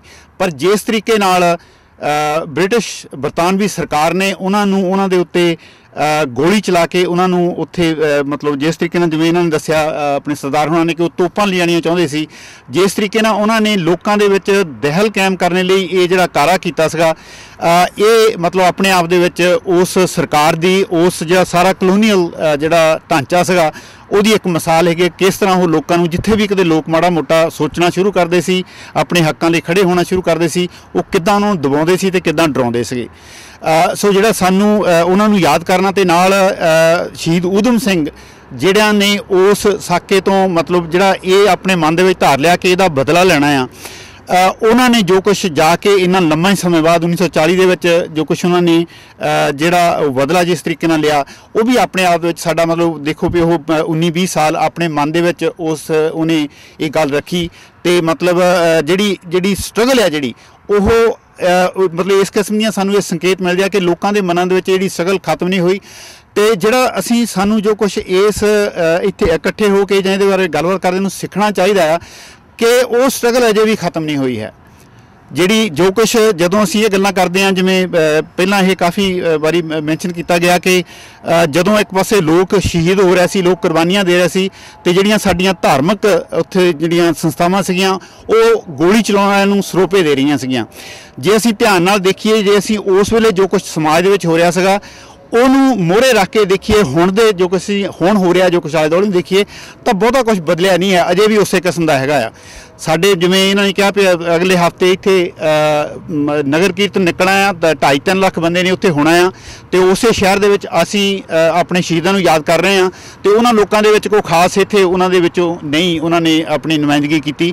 ਸੋ ਇਹਦੇ ਵੀ ਕਾਰਨਾਂ ਦੇ ਪਿੱਛੇ ਜਾਣ ਦੀ ਲੋੜ ਹੈਗੀ ਹੈ ਕਿ ਕਿਉਂ, ਜੇ ਮਤਲਬ ਹੋਰਨਾਂ ਗੱਲਾਂ ਲਈ ਇੰਨੀ ਵੱਡੀ ਤਾਦਾਦ ਦੇ ਵਿੱਚ ਲੋਕ ਇਕੱਠੇ ਹੋ ਸਕਦੇ ਆ, ਤੇ ਜਿਹੜਾ ਜਲਿਆਂਵਾਲਾ ਬਾਗ ਦਾ ਸਾਕਾ ਆ ਉਹਨੂੰ ਯਾਦ ਕਰਨ ਲਈ ਕਿਉਂ ਨਹੀਂ ਲੋਕਾਂ ਦੇ ਮਨ ਦੇ ਵਿੱਚ ਇਸ ਕਿਸਮ ਦੀ ਜਿਹੜੀ ਉਹ ਤਮੰਨਾ ਜਾਂ ਖਾਸ਼ ਹੈਗੀ ਜਿਹੜੇ ਆਪਣੇ ਸ਼ਹੀਦਾਂ ਨੂੰ ਯਾਦ ਕਰਨ ਦੀ। ਸੋ ਸਾਨੂੰ ਇਹਦੇ ਤੋਂ ਸਿੱਖਣਾ ਇਹ ਚਾਹੀਦਾ ਹੈ ਕਿ ਜੋ ਕੁਛ ਇਸ ਵੇਲੇ ਸਾਡੇ ਆਲੇ ਦੁਆਲੇ ਹੋ ਰਿਹਾ ਉਹਦੇ ਵਿੱਚ ਵੀ ਨੁਕਸ ਆ, ਉਹਦੇ ਵਿੱਚ ਵੀ ਜਿਹੜੀਆਂ ਉਸ ਕਿਸਮ ਦੀਆਂ ਗੱਲਾਂ ਹੋ ਰਹੀਆਂ ਉਹਦੇ ਬਾਰੇ ਸਾਨੂੰ ਫਿਕਰ ਕਰਨ ਦੀ ਲੋੜ ਆ। ਉਹਦੇ ਬਾਰੇ ਜਿਹੜੀ ਭਗਤ ਸਿੰਘ ਹੁਣਾਂ ਨੇ ਜਿਹੜੀ ਸਾਡੇ ਇੱਥੋਂ ਦੇ ਗਦਰੀ ਬਾਬਿਆਂ ਨੇ 100 ਸਾਲ ਪਹਿਲਾਂ ਜਿਹੜੀ ਸਟਰਗਲ ਸ਼ੁਰੂ ਕੀਤੀ ਸੀ, ਜਿਹੜਾ ਸੰਘਰਸ਼ ਸ਼ੁਰੂ ਕੀਤਾ ਸੀ, ਉਹਦਾ ਅਜੇ ਅੰਤ ਨਹੀਂ ਹੋਇਆ ਹੈ। ਸਾਡੇ ਕੋਲੋਂ ਉਸ ਕਿਸਮ ਦਾ ਜਿਹੜਾ ਸਮਾਜ ਅਜੇ ਕਾਇਮ ਨਹੀਂ ਕਰ ਹੋਇਆ ਹੈ। ਜਿਵੇਂ ਗੁਰਪ੍ਰੀਤ ਨੇ ਕਿਹਾ ਅੱਜ ਭੀਮ ਰਾਓ ਅੰਬੇਦਕਰ ਦੀ ਉਹਨਾਂ ਦਾ ਜਨਮ ਦਿਨ ਆ, ਜੋ ਕੁਛ ਉਹਨਾਂ ਨੇ ਜਿਹੜੀ ਕੋਸ਼ਿਸ਼ ਕੀਤੀ ਹਿੰਦੁਸਤਾਨ ਦੇ ਸਮਾਜ ਨੂੰ ਬਦਲਣ ਦੀ, ਜਿੰਨੀ ਉੱਥੇ ਜਿਸ ਕਿਸਮ ਦੀ ਇੱਕ ਬਿਲਕੁਲ ਅਣਮਨੁੱਖੀ ਕਿਸਮ ਦੀ ਜਿਹੜੀ ਹਜੇ ਵੀ ਉੱਥੇ ਜਿਹੜਾ ਉਹ ਢਾਂਚਾ ਚੱਲ ਰਿਹਾ ਆ।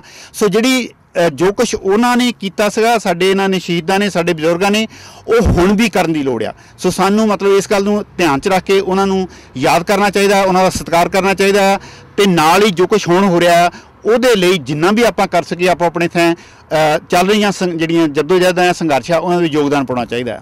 ਬਹੁਤ ਬਹੁਤ ਸ਼ੁਕਰੀਆ ਜੀ। ਸਾਧੂ ਗੁਰੂ ਜੀ ਦੇ ਅਸੀਂ ਰਿਣੀ ਹਾਂ, ਧੰਨਵਾਦੀ ਹਾਂ। ਇਹਨਾਂ ਨੇ ਆਪਣੇ ਵਤਨ ਮੈਗਜ਼ੀਨ ਰਾਹੀਂ ਲਿਖਤਾਂ ਰਾਹੀਂ ਜਿਹੜੇ ਇਸ ਤਰ੍ਹਾਂ ਦੇ ਸਮਾਜਿਕ ਨਿਆਂ ਨਾਲ ਜੁੜੇ ਹੋਏ ਮੁੱਦੇ ਨੇ ਉਹਨਾਂ ਨੂੰ ਹਮੇਸ਼ਾ ਹਾਈਲਾਈਟ ਕਰਨ ਦੀ, ਉਭਾਰਨ ਦੀ ਕੋਸ਼ਿਸ਼ ਕੀਤੀ ਹੈ। ਹੁਣ ਮੈਂ ਬੇਨਤੀ ਕਰਾਂਗਾ ਫਰੇਜ਼ਰ ਵੈਲੀ ਯੂਨੀਵਰਸਿਟੀ ਤੋਂ ਪ੍ਰਭਜੋਤ ਪਰਮਾਰ ਜੀ ਕਾਨਫਰੰਸ ਯੂਨੀਵਰਸਿਟੀ ਵਿੱਚ ਕਰਵਾਈ ਹੈ ਔਰ ਉਹ ਆਪਣੇ ਆਪ 'ਚ ਬੜੇ ਮਾਰਕੇ ਵਾਲਾ ਕੰਮ ਹੈ। ਸੋ ਪ੍ਰਭਜੋਤ ਪਰਮਾਰ ਜੀ 2 ਸ਼ਬਦ ਜ਼ਰੂਰ ਕਹਿਣੇ ਚਾਹਣਗੇ ਜਲਿਆਂਵਾਲੇ ਬਾਗ ਦੇ ਸ਼ਹੀਦਾਂ ਦੀ ਯਾਦ ਦੇ ਵਿੱਚ। ਮੈਨੂੰ ਬੜੀ ਖੁਸ਼ੀ ਹੋਈ ਹੈ ਕਿ ਇੱਥੇ ਬਜ਼ੁਰਗਾਂ ਦੇ ਨਾਲ ਯੰਗਰ ਜਨਰੇਸ਼ਨ ਵੀ ਆਈ ਹੋਈ ਹੈ। I am very glad to see some young people here as well. ਤੇ ਮੈਂ ਕੋਸ਼ਿਸ਼ ਕਰਾਂਗੀ ਕਿ ਮੈਂ ਪੰਜਾਬੀ 'ਚ ਵੀ ਬੋਲਾਂ ਤੇ ਕੁਝ ਇੰਗਲਿਸ਼ ਵੀ ਬੋਲਾਂ ਤਾਂ ਕਿ those who can't understand Punjabi can also get bit of glimpse into what we are talking about. ਜਦ ਮੈਂ ਬਹੁਤ ਛੋਟੀ ਜਿਹੀ ਸੀਗੀ ਤੇ ਸਕੂਲ ਵਿੱਚ ਡੈਕਲੇਮੇਸ਼ਨ ਕੰਪੀਟੀਸ਼ਨ ਹੋਇਆ ਸੀ ਤੇ ਮੇਰੀ ਵੱਡੀ ਭੈਣ ਨੇ ਮੇਰੇ ਲਈ ਇੱਕ ਸਪੀਚ ਲਿਖੀ ਸੀ। वो शुरू इस तरह होती सी, शहीदों की चिताओं पर लगेंगे हर बरस मेले, वतन पर मिटने वालों का यही बाकी निशान होगा।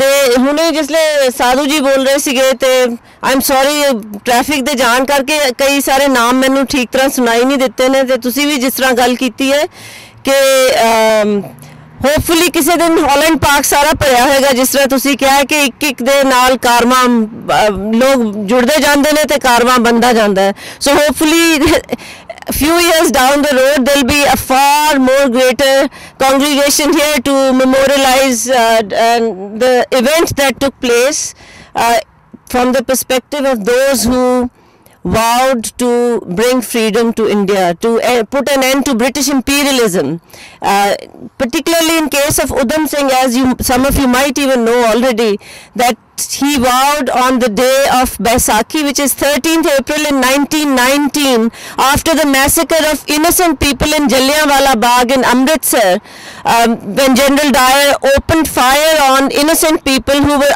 unarmed. Udham Singh vowed to avenge their death. Now there were 2 Dyers. There was one Michael O'Dwyer who was the governor of Punjab, and then there was General Dyer. So he went and avenged the incident that took place in Jallianwala Bagh, although he had to struggle a lot, and it was way down the lane in 1940 that he assassinated one of the Dyers. I was a little child in Jalandhar. I still remember when Udham Singh, because he was hanged in London in Pentonville prison, his ashes were lying in London. It was only in early 70s that his ashes were brought back to India. Udham Singh दियाँ अस्थियाँ जब लैके आए ने वापस India, मैनू हाले भी याद है, बहुत छोटी सी मैं ते जलंधर GT रोड के किनारे मेरे मदर ने सानू भेजा।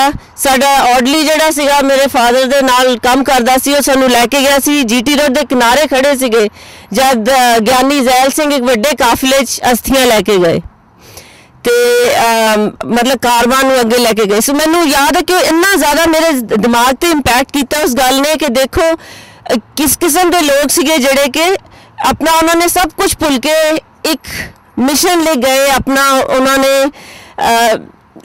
देश की आज़ादी वास्ते कंट्रीब्यूशन की किस तरह। बाकी गुरप्रीत ने काफ़ी कुछ किया। जलियांवाला बाग की की अहमियत रही है। जब फर्स्ट वर्ल्ड वॉर होया है तो उहदे विच काफ़ी सारे लोग जेड़े सिपाही सन वो पंजाब के इलाके तो सन, सिख भी सीगे, मुसलमान भी सीगे, पठान भी सीगे। उत्थे जब यूरोप च उन्होंने जाके देखा कि आज़ादी वास्ते लड़ाई चल रही है कि फ्रीडम, इत्थे उन्होंने फ्रीडम किस चिड़ी का ना है वो नहीं सी देखा, जबकि वो जब हिंदुस्तान च रह के वो अपने ही लोगों के उत्ते जबर कर रहे सन जेडे सिपाही सीगे। उत्थे जाके उन्होंने देखा कि आज़ादी किद्दां दी हुंदी है। गदर पार्टी का रेफरेंस आया है, सारा कुछ जब वापस आए ने परते ने घर सिपाही काफ़ी सारे। उस तो थोड़ी देर बाद ही जलियांवाला बाग का इंसीडेंट होया तो काफ़ी सारे उन्होंने डिसअपॉइंटमेंट भी हो गई सी। सो ऑलरेडी जिदा कहते ना कि अग बली हुई सी, उन्होंने थोड़ा जिहा होर बालन मिल गया या उहदे च घ्यो पै गया या जो भी एक्सप्रैशन तुसी यूज़ करना मांगते हो। तो वो भी एक बड़ी इंपॉर्टेंस रही है इंस्पिरेशन लैंड दी। जिहड़ा इंसीडेंट होया वो तो बहुत गलत होया ਔਰ ਇਹ ਵੀ ਸਾਨੂੰ ਯਾਦ ਰੱਖਣਾ ਚਾਹੀਦਾ ਹੈ ਕਿ ਜਿਹੜੇ ਸਿਪਾਹੀ ਜਾ ਕੇ ਲੜੇ ਨੇ ਉੱਥੇ ਜਦ ਵਾਪਸ ਆਏ ਨੇ, ਪਾਰਟਿਕੂਲਰਲੀ ਅੰਮ੍ਰਿਤਸਰ ਵਰਗੇ ਸ਼ਹਿਰ 'ਚ ਜਿੱਥੇ ਕਿ ਇੱਕ ਅੰਗਰੇਜ਼ ਔਰਤ ਦੇ ਨਾਲ ਬਦਤਮੀਜ਼ੀ ਕੀਤੀ ਗਈ ਸੀਗੀ, ਤਾਂ ਉਸ ਕਰਕੇ ਇੱਕ ਜਿਹੜੀ ਪਾਰਟਿਕੂਲਰ ਸੜਕ ਸੀ, ਗਲੀ ਸੀਗੀ, ਉੱਥੋਂ ਜੇ ਕੋਈ ਇੰਡੀਅਨ ਨਿਕਲਦਾ ਸੀ ਉਹਨੂੰ ਇਹ ਆਰਡਰ ਸੀ ਕਿ ਤੁਸੀਂ ਆਪਣੇ ਢਿੱਡ ਦੇ ਬਲ ਤੇ ਰੇਂਗਦੇ ਹੋਏ ਜਾਣਾ ਹੈ। ਤੇ ਇਸ ਕਿਸਮ ਦੇ ਰਿਜ਼ਲਟਸ ਹੁੰਦੇ ਸਨ, ਇਨਕਲੂਡਿੰਗ ਜਿਹੜੇ ਬੜੇ ਫੇਮਸ ਸਾਡੇ ਇੰਡੀਆ ਦੇ ਰਾਈਟਰ ਰਹੇ ਨੇ ਮੁਲਕ ਰਾਜ ਆਨੰਦ, ਉਹਨਾਂ ਨੂੰ ਵੀ 11 ਕੋੜੇ ਪਏ ਨੇ। ਜਦ ਇਹ 11 ਪਏ ਸੀ, ਜਾਂ ਹੋ ਸਕਦਾ ਜ਼ਿਆਦਾ ਪਏ ਹੋਣ ਜਾਂ ਹੋ ਸਕਦਾ ਘੱਟ ਪਏ ਹੋਣ। ਪੁਆਇੰਟ ਇਜ਼ ਕਿ ਇਹ ਜਿਹੜੇ ਸਾਰੇ ਇੰਨੇ ਸਾਰੇ ਫੇਮਸ ਲੋਕ ਸੀਗੇ ਜਿਹੜੇ ਇੰਸਪਾਇਰ ਹੋਏ ਇਸ ਇਵੈਂਟ ਤੋਂ ਕਿ ਆਪਣੀ ਸਾਮਰਾਜਯਵਾਦ ਜਿਹੜਾ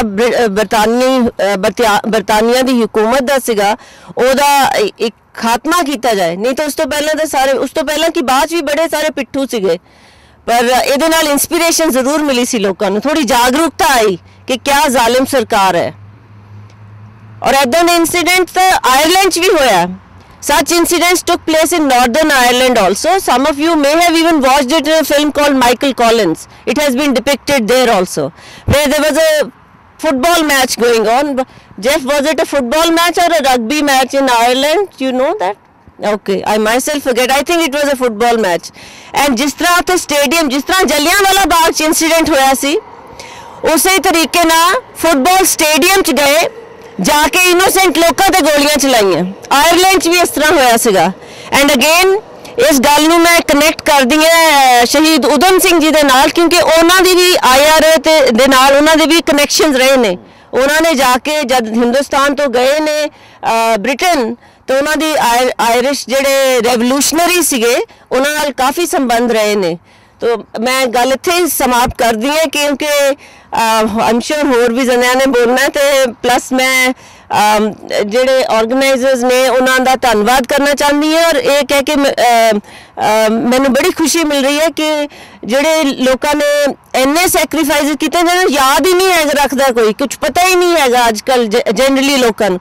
ਮੈਂ ਤਾਂ ਜਦ ਛੋਟੀ ਸੀ ਤਾਂ ਹਿੰਦੁਸਤਾਨ ਦੀ ਆਜ਼ਾਦੀ ਨੂੰ ਹਾਲੇ ਇੰਨੇ ਜ਼ਿਆਦਾ ਵਰੇ ਨਹੀਂ ਸੀ ਹੋਏ, 15-20 ਸਾਲ 25 ਸਾਲ ਹੋਏ ਸੀਗੇ, ਤਾਂ ਬਹੁਤ ਜ਼ਿਆਦਾ ਸ਼ਹੀਦਾਂ ਦੇ ਨਾਂ ਲਿੱਤੇ ਜਾਂਦੇ ਸੀਗੇ ਕਿ ਹਿੰਦੁਸਤਾਨ ਦੀ ਆਜ਼ਾਦੀ। ਫਿਲਮਾਂ 'ਚ ਵੀ ਇਹ ਸਭ ਗੱਲਾਂ ਬਹੁਤ ਹੁੰਦੀਆਂ ਸੀਗੀਆਂ, ਹੁਣ ਤਾਂ ਕੋਈ ਗੱਲ ਕਰਦਾ ਹੀ ਨਹੀਂ ਹੈ, ਜੋ ਬੜੀ ਦੁੱਖ ਦੀ ਗੱਲ ਹੈ। 2-4 ਜਣਿਆਂ ਦੇ ਨਾਂ ਯਾਦ ਹੈਗੇ ਹੈ, ਸਰਦਾਰ ਭਗਤ ਸਿੰਘ ਦਾ, ਐਂਡ ਰਾਈਟਲੀ ਸੋ, ਬਟ ਕਿੰਨੇ ਸਾਰੇ ਹੋਰ ਇੰਸੀਡੈਂਟਸ ਨੇ ਤੇ ਲੋਕ ਨੇ ਉਹਨਾਂ ਨੂੰ ਕੋਈ ਨਹੀਂ ਯਾਦ ਰੱਖਦਾ। ਤੇ ਤੁਸੀਂ ਜਿਹੜੀ ਆਪਣੀ ਕਵਿਤਾ ਪੜ੍ਹੀ ਹੈ, ਮੈਂ ਕਹਿੰਦੀ ਇੱਥੇ ਮੇਰਾ ਐਬਰਸਫੋਰਡ ਤੋਂ ਆਉਣਾ। ਪ੍ਰਭਜੋਤ ਪਰਮਾਰ ਜੀ ਦੇ ਅਸੀਂ ਬਹੁਤ ਰਿਣੀ ਹਾਂ ਕਿ ਉਚੇਚੇ ਤੌਰ ਤੇ ਇਹਨੂੰ ਦੂਰੋਂ ਸਮਾਂ ਕੱਢ ਕੇ ਆਏ ਔਰ ਬੜੇ ਵਧੀਆ ਸ਼ਬਦਾਂ ਵਿੱਚ ਇਤਿਹਾਸ ਵੀ ਬਿਆਨ ਕਰਤਾ। ਹੁਣ ਮੈਂ ਬੇਨਤੀ ਕਰਾਂਗਾ ਮਨੋਜ ਗੋਰਕੇਲਾ ਨੂੰ, ਜਿਹੜੇ ਕਿ ਇੱਕ ਨੌਜਵਾਨ ਵਕੀਲ ਨੇ, ਦਲਿਤ ਕਾਰਕੁਨ ਨੇ, ਸੁਪਰੀਮ ਕੋਰਟ ਦੇ ਵਕੀਲ ਨੇ ਦਿੱਲੀ ਦੇ ਵਿੱਚ, ਔਰ ਇਹਨਾਂ ਦੇ ਦਿਲ ਦੇ ਵਿੱਚ ਦਲਿਤ ਭਾਈਚਾਰੇ ਲਈ ਅਥਾਹ ਦਰਦ ਹੈ। ਇੱਥੇ ਖਾਸ ਤੌਰ ਤੇ ਅੰਬੇਦਕਰ ਸਾਹਿਬ ਦੇ ਜਨਮ ਦਿਨ ਦੇ ਮੌਕੇ ਤੇ ਜਿਹੜਾ ਪ੍ਰੋਗਰਾਮ ਆਯੋਜਿਤ ਕੀਤਾ ਗਿਆ, ਜਿਹੜਾ ਫਰੇਜ਼ਰ ਵੈਲੀ ਯੂਨੀਵਰਸਿਟੀ ਵੱਲੋਂ ਕੀਤਾ ਗਿਆ, ਉਸ ਵਿੱਚ ਸ਼ਾਮਲ ਹੋਏ ਔਰ ਅੱਜ ਸਾਡੇ ਵਿੱਚ ਆਏ ਹੋਏ ਨੇ। ਉਹ ਵੀ 2 ਸ਼ਬਦ ਜਲਿਆਂਵਾਲੇ ਬਾਗ ਦੇ ਸਾਕੇ ਬਾਰੇ ਕਹਿਣਾ ਚਾਹਣਗੇ। Manoj ji. Thank you so much. जितने भी शहीद हमारे देश में पैदा हुए, सबसे बड़ा योगदान पंजाब की धरती में जो शहीद हुए उनका योगदान रहा है। उनके लिए 2 शब्द कहना चाहूँगा आपसे। सूरज हूँ, जिंदगी की रमक छोड़ जाऊँगा। सूरज हूँ, जिंदगी की रमक छोड़ जाऊँगा। मैं भारत की धरती में भी डूबा, इस कनाडा में ये दमक छोड़ जाऊंगा, ये दमक छोड़ जाऊंगा, ये दमक छोड़ जाऊंगा। बहुत बहुत धन्यवाद गुरदेव जी, आपने मुझे ये मौका दिया। मैं धन्य हो गया आज कि आज शाम का समय था, कैंडल लाइट का प्रोग्राम था, तो मैंने बोला मैं ज़रूर जाऊंगा। जितने लोग भारत के लोग यहाँ पर रह रहे हैं उनसे ज़रूर मिलूंगा। मैंने भारत में जन्म ही इसलिए लिया है, बहुत इंटीरियर का रहने वाला हूँ, उत्तराखंड का पिथौरागढ़ जिले का रहने वाला हूँ। आज मेरे गांव से 30 किलोमीटर जंगलों में, पहाड़ियों में चलकर रोड आती है, ऐसे गांव का रहने वाला हूँ। फादर बचपन में डेथ हो गई थी। गरीबों का दर्द समझता हूँ, चाहे किसी कौम, किसी वर्ग, किसी जाति का अगर गरीब रो रहा है, बिलख रहा है, तो मैं उसका case 60% cases free of cost लड़ता हूँ सुप्रीम कोर्ट में। और भारत का सबसे कम उम्र का गवर्नमेंट लॉयर बना वहाँ पर। तो और अभी मुझे पहली बार कनाडा में आया, कनाडा के अंदर भी लोगों का दर्द देखा, बहुत अच्छा लगा। जहाँ तक बात है, बचपन में मैंने जब किताब पढ़ी थी तब पढ़ा था जलियांवाला बाग, वो देखा था, वो पूरा पढ़ा था। मुझे बहुत क्रांतिकारी तो बचपन से था। हमने जलियांवाला बाग पर एक नाटक भी किया था कॉलेज में, छोटा सा। आप लोगों को एक बात बताना चाहूँगा कि मैं जब छोटा था तो मैं गुरु नानक नानक मत्ता एक जगह पर थी उत्तराखंड में, वहाँ पर अपने छोटा था तो तब जाता था और वो जो है वो प्रसादा करके बोल के जो है प्रसादा बांटता था। वहाँ पर हर धर्म एक ऐसा सिख धर्म एक ऐसी जगह है जहाँ पर कोई मुस्लिम नहीं है, कोई हिंदू नहीं है, हर धर्म के लोगों को प्रसाद खाने का मौका मिलता है। लोग गरीब भी आता है वहाँ पर, करोड़पति भी आता है तो ज़मीन में बैठ के खाना खाता है। तो बहुत बड़ी प्रेरणा मिली मुझे और मैंने बहुत इंस्पायर हुआ था। मैं चाहता था कि हर जगह ये होना चाहिए। तो उसके बाद मैंने देखा, मैं एक बाबा थे हमारे, बहुत सरदार गुरनेक जी थे, बहुत सीनियर थे, उनसे बोलता था बाबा ये उधम सिंह नगर का नाम उधम सिंह नगर क्यों पड़ा? जब एक उत्तराखंड में एक जो है डिस्ट्रिक्ट है जिसका नाम आज भी उधम सिंह नगर है, तो इसका नाम उधम सिंह नगर क्यों पड़ा? इसका रीज़न क्या है? क्योंकि मैं बड़ा साइंटिफिक रीज़न था, मैंने भी बहुत स्टडी करी, LLB करी, मास्टर्स किया, UN में भारत को रिप्रेजेंट करने का मौका मिला, UN में पहला व्यक्ति था भारतवर्ष का। तो मैंने बोला ये नाम क्यों रखा, इसका रीज़न क्या है? तो उन्होंने बोला था एक आदमी पैदा हुआ था जिसको बोला गया था मिलने में गया है और उसको इस तरह से इंटरप्रिटेशन किया था, लेकिन वास्तव में उसने इस भारत की तकदीर को लिखने में, इस भारत के इतिहास को लिखने में उस आदमी का योगदान हुआ है। उसने अपनी पूरी जिंदगी लगा दी, 1940 की बात है। तो इसलिए इस डिस्ट्रिक्ट का नाम उधम सिंह नगर डिस्ट्रिक्ट रखा गया है। तो मैंने कहा बाबा एक बात बताओ, ये पंजाब में क्यों नहीं रखा गया? पंजाब के जो है जिला, पंजाब का जिला उधम सिंह नगर जिला क्यों नहीं कहा गया? ये तो उत्तराखंड है, पंजाब और उत्तराखंड में बहुत डिस्टेंस है, यूपी क्रॉस करके आता है। तो उन्होंने बोला कि वहां पर रखा क्यों नहीं गया, क्या गया, ये तो क्वेश्चन मार्क है। क्योंकि जो लोग अपना इतिहास भूल जाते हैं वो लोग इंसान नहीं होते। लेकिन एटलीस्ट उधम सिंह, भारत के किसी उत्तराखंड में उधम सिंह नगर नाम रखा है, तो आज ये भी जीवित है। तो ये उन्होंने बोला था, तब से मैं जानता हूं, मैंने पढ़ा, मैंने स्टडी करी जो करी थी। आज मेरा बहुत बड़ा सौभाग्य है कि मेरे को पहली बार यहाँ पर उधम सिंह जी के बलिदान पर्व, और इसके साथ साथ मैं तो उन बलिदान इन्होंने प्रेरणा ली गुरु गोविंद सिंह जी से, क्योंकि वो सीन और ज्यादा खतरनाक था जब एक आदमी के साथ लड़ने वाला व्यक्ति, इस भारत की तकदीर को लिखने वाला व्यक्ति, बहुत वो व्यक्ति था, उनसे प्रेरणा इन्होंने ली, इनसे प्रेरणा हम लेंगे। और जहां रही बात बहुत कम लोग हैं, तो वो मैं और रिपीट करना चाहूंगा कि एक बार जंगल में बहुत बड़ी आग लग रही थी, कौवा काँव कर रहा था, तो एक छोटी सी चिड़िया बोल रही थी कि कौवे काँव मत कर, दूर से नदी से जाके पानी लेके आ उसमें डाल। तो कौवा वो बार बार डाल रही थी, तो कौवा हंस रहा था, कह रहा बेवकूफ है तू, तेरे पास दिमाग नहीं है, तेरे एक बूंद पानी से इस आग का क्या फर्क पड़ेगा इस आग को। तो उसने बोला था चिड़िया ने कि याद रख कौवे, एक दिन इस आग का इतिहास लिखा जाएगा। एक दिन जब भी इस आग का इतिहास लिखा जाएगा तो कुछ लोगों का नाम आग जलाने वालों में से होगा, कुछ लोगों का नाम आग बुझाने वालों, काँव करने वालों में से होगा। अगर मेरा नाम लिखा जाएगा इस इतिहास में तो आग बुझाने वालों में से लिखा जाएगा। तो ये बात कही थी। तो मैं आप लोगों से बोल रहा हूँ, खासतौर से कमल जी ने जिन्होंने ये प्रोग्राम ऑर्गेनाइज किया, आप लोगों से कि आपका नाम जब भी कनाडा के इतिहास में अगर उधम सिंह जी के नाम लिखा जाएगा तो आपका भी नाम आएगा। और एक बात और मैसेज देना चाहूंगा मैं भारत की गवर्नमेंट को, भारत के लोगों को, रहने वाले लोगों को, इस मीडिया के माध्यम से, कि कुछ लोग आज भी 2 अक्टूबर मनाते हैं, कई जयंतियां मनाते हैं, लेकिन वास्तव में जिन्होंने अपना जीवन त्याग दिया, जिन्होंने अपने आप को समर्पित कर दिया अपनी, चाहे वो भगत सिंह जी हो, चाहे कोई हो, इन लोगों की जयंती मनानी चाहिए। भले आप 10 मिनट का जो मौन व्रत रखो किसी भी कार्यक्रम में, जब भी आपका ऑफिस खुले तो इसके लिए अगर आप लोग इंटरेस्टेड होंगे तो मैं public interest litigation supreme court में भी फाइल कर सकता हूं, जैसे यूके में फाइल हुआ और जगह फाइल हुआ। भले 10 मिनट का जो है मौन व्रत रखे, लेकिन हर गवर्नमेंट जब भी 13 तारीख को अगर ऑफिसेस खुले तो गवर्नमेंट नोटिफिकेशन पास होना चाहिए पार्लियामेंट का कि इन्होंने अपना बलिदान दिया, अपनी लाइफ दी है। कुछ लोगों ने अपनी लाइफ नहीं दी, थोड़ा सा बल हुआ, अपनी बॉडी, अपना आइडियोलॉजी, अपनी वर्ड्स दिए, लेकिन इन्होंने तो पूरी लाइफ गवा दी अपनी, कि इन लोगों के नाम पर भी तो एक दिन छुट्टी होनी चाहिए। ये मैसेज देना चाहूंगा। और बहुत बड़े सौभाग्य की बात है, आज के दिन 14 अप्रैल है आज का दिन, और आज के दिन में एक दलित परिवार में एक बच्चा पैदा हुआ जिसका नाम डॉक्टर बाबा साहब अम्बेडकर था। तो मैं आपको बताना चाहूंगा साथियों, अगर वो दलित व्यक्ति ने ही जो है इस कौम को माइनॉरिटीज में रखा था, मैं अभी एक उत्तराखंड का एक केस आया था खालसा कॉलेज का, वो कॉलेज में इलेक्शन नहीं हो रहे थे, बहुत बड़ी प्रॉब्लम थी। मैंने अभी 1 हफ्ते पहले की बात है, रात भर पिटिशन ड्राफ्ट करी, सुबह फाइल किया जस्टिस लोधा की कोर्ट में, सुप्रीम कोर्ट में, वहां से स्टे दिलाया, आज वो स्टे हो गया। आज वो खालसा के 2000 बच्चों की लाइफ का सवाल था, वो बोर्ड का एग्जाम दे रहे हैं। तो ये माइनॉरिटी का करोड़ों रुपए आता है पैसा माइनॉरिटी पे, जो चाहे क्रिश्चियन माइनॉरिटी हो चाहे सिख माइनॉरिटी हो, उसका पैसे के लिए एनजीओ बनी नहीं, बहुत कम बनी है भारत के इतिहास। भारत में एनजीओ बननी चाहिए, गवर्नमेंट ऑर्गेनाइजेशन बनना, नॉन गवर्नमेंट ऑर्गेनाइजेशन बनना चाहिए। करोड़ों रुपए उसमें आता है पैसा, वो बहुत कम पैसा जो है, बजट पास नहीं हो रहा है, कम पैसा आता है, उसके बारे में भी हमने सोचना चाहिए। और ये बहुत अच्छी परेड है। और दूसरी बात मैं कहना चाहूंगा कि एक व्यक्ति जिसने, चाहे वो किसी भी कौम का व्यक्ति हो, क्योंकि गुरु नानक जी के ग्रंथ में, किसी के ग्रंथ में कोई डिस्क्रिमिनेशन नहीं है। आज भी गुरुद्वारों में कोई भी व्यक्ति, किसी जाति, मुस्लिम हो चाहे हिंदू हो, कोई भी आ सकता है, कहीं पर कोई बाउंडेशन नहीं है। उस व्यक्ति ने अगर स्ट्रॉन्ग संविधान में लिखा होता तो आज भारत नहीं होता, भारत तालिबान बन चुका होता। तो उस व्यक्ति का भी आज जन्मदिन है, हमें उसको भी याद करना चाहिए। हर धर्म हर जाति के व्यक्ति को याद करना चाहिए। और ऐसे व्यक्ति, चाहे भगत सिंह जी हो चाहे उधम सिंह जी हो, इन लोगों को तो वहां के पूरे जीव जंतु और हर इंसान को, हर वर्ग के लोगों को याद करना चाहिए, नमन करना चाहिए। आज इन्हीं की वजह से भारत जीवित है। और आप लोगों ने ये प्रोग्राम किया, बहुत अच्छा लगा, आप लोगों ने मुझे इन्वाइट किया, मैं आप सब लोगों को सत नमन करता हूँ। Thank you so much. और आप सबको जो है बहुत बहुत श्रद्धांजलि देता हूँ मैं उधम सिंह जी को, और उन पर। और आप लोग जब जीवित रखेंगे आपका इतिहास, तभी आने वाले बच्चे, आने वाले पीढ़ियों पर बलिदान की भावना पैदा होगी। अदरवाइज आने वाला संकट जो हम पर आएगा, बलिदान की भावना ही खत्म हो जाएंगी। इन्हीं के वजह से हम लोगों को बलिदान की भावना प्रेरित करेंगी। बहुत बहुत धन्यवाद, आपने सुना। Thank you so much. Gurgela ji बहुत बहुत शुक्रिया। एक मैं गल ऐड करनी चाहना, मैनू करैक्ट कर दो, कमलेश जी भी इत्थे खड़े आ। मेरा ख्याल है उधम सिंह नगर जिहड़ा जिला है, मायावती की सरकार की ही देन सी। बीबी मायावती बहुजन समाज पार्टी की नेता, ये उसने उधम सिंह नगर जिहड़ा जिले नूं ना दिता सी। सो ये गल भी इत्थे मैंशन करन वाली है। और जिवें मनोज जी ने कहा, वाकई बड़ी वधिया गल आ, जलियांवाले बाग के शहीदां ने सैकुलरवाद का सबूत दिता। और अंबेडकर साहब के संविधान करके ही देश सैकुलर है, नहीं तो वो वाकई तालिबानी देश होना सी।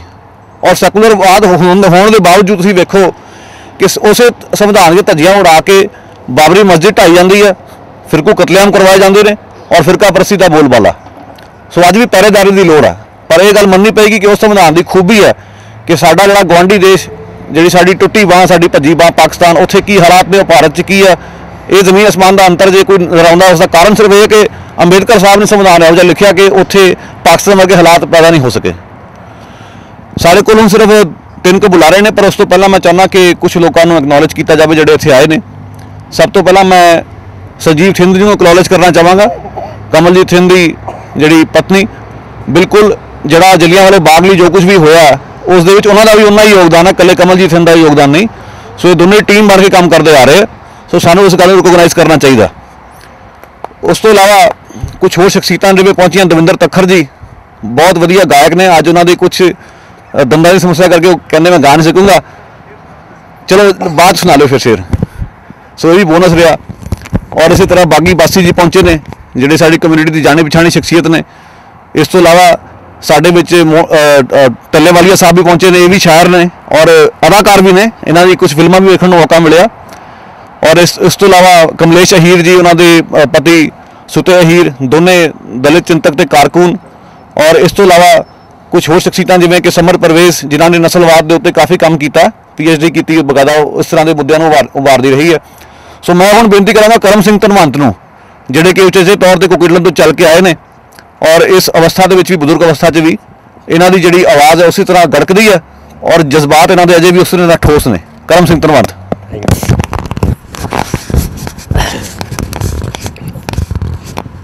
बहुत बहुत धन्यवाद गुरप्रीत जी और सारे सज्जनों का। जलियांवाले दे बाग दे साके ने एक नवी तस्वीर पैदा कर दी सी हिंदुस्तान की सारी हिस्टरी विच। अंग्रेज़ दा इरादा ये सी कि इन्ना डरा दिओ कि आज़ादी का नां ना लैन हिंदुस्तानी। पर होया कि उस तो बाद आज़ादी की लड़ाई इन्नी तेज़ हुंदी चली गई कि एक दिन वो आया, ना तो डायर रहा तो ना साम्राज का राज हिंदुस्तान च रहा। हिंदुस्तान की आज़ादी तो बाद दुनिया भर विच बस्तीवाद का बोरिया बिस्तरा लपेटिया गया। अज वो हालत नहीं। अज कौमी आज़ादी दीयां लड़ाइयां जड़ियां वो किसी एक अद्धे माड़े मोटे देश च होगी, लेकिन सारे लोगों ने अपनी कौमी आज़ादी हासिल कर ली। हिंदुस्तान दे विचों साम्राज के खात्मे तो बाद दुनिया भर विचों साम्राज का खात्मा हो गया। ये जलियांवाले दे किस्से दी एक देन सी हिंदुस्तान की आज़ादी लई। अज लड़ाई एक नवे दौर विच है। ये नहीं कि हालात वो बदले नहीं, हालात बहुत बदल गए। जदों 12, 13, 14 साल की उम्र च मैं बच्चे इकट्ठे करके अपने पिंड विच जलूस कढ़ के एक गीत गाया करदा सी गांधी जी वाला, खद्दर पहनो माइयो भाइयो जैसो राज पावना। तो उदों जड़े मेरी उम्र के बजुर्ग हुंदे सी उन्हें कहना देखो मुंडे का दिमाग खराब होया है, इन्हें अंग्रेज़ कढ़ देने जिहदे राह च सूरज नहीं छिपदा। अज उत्थे सूरज चढ़दा ही नहीं।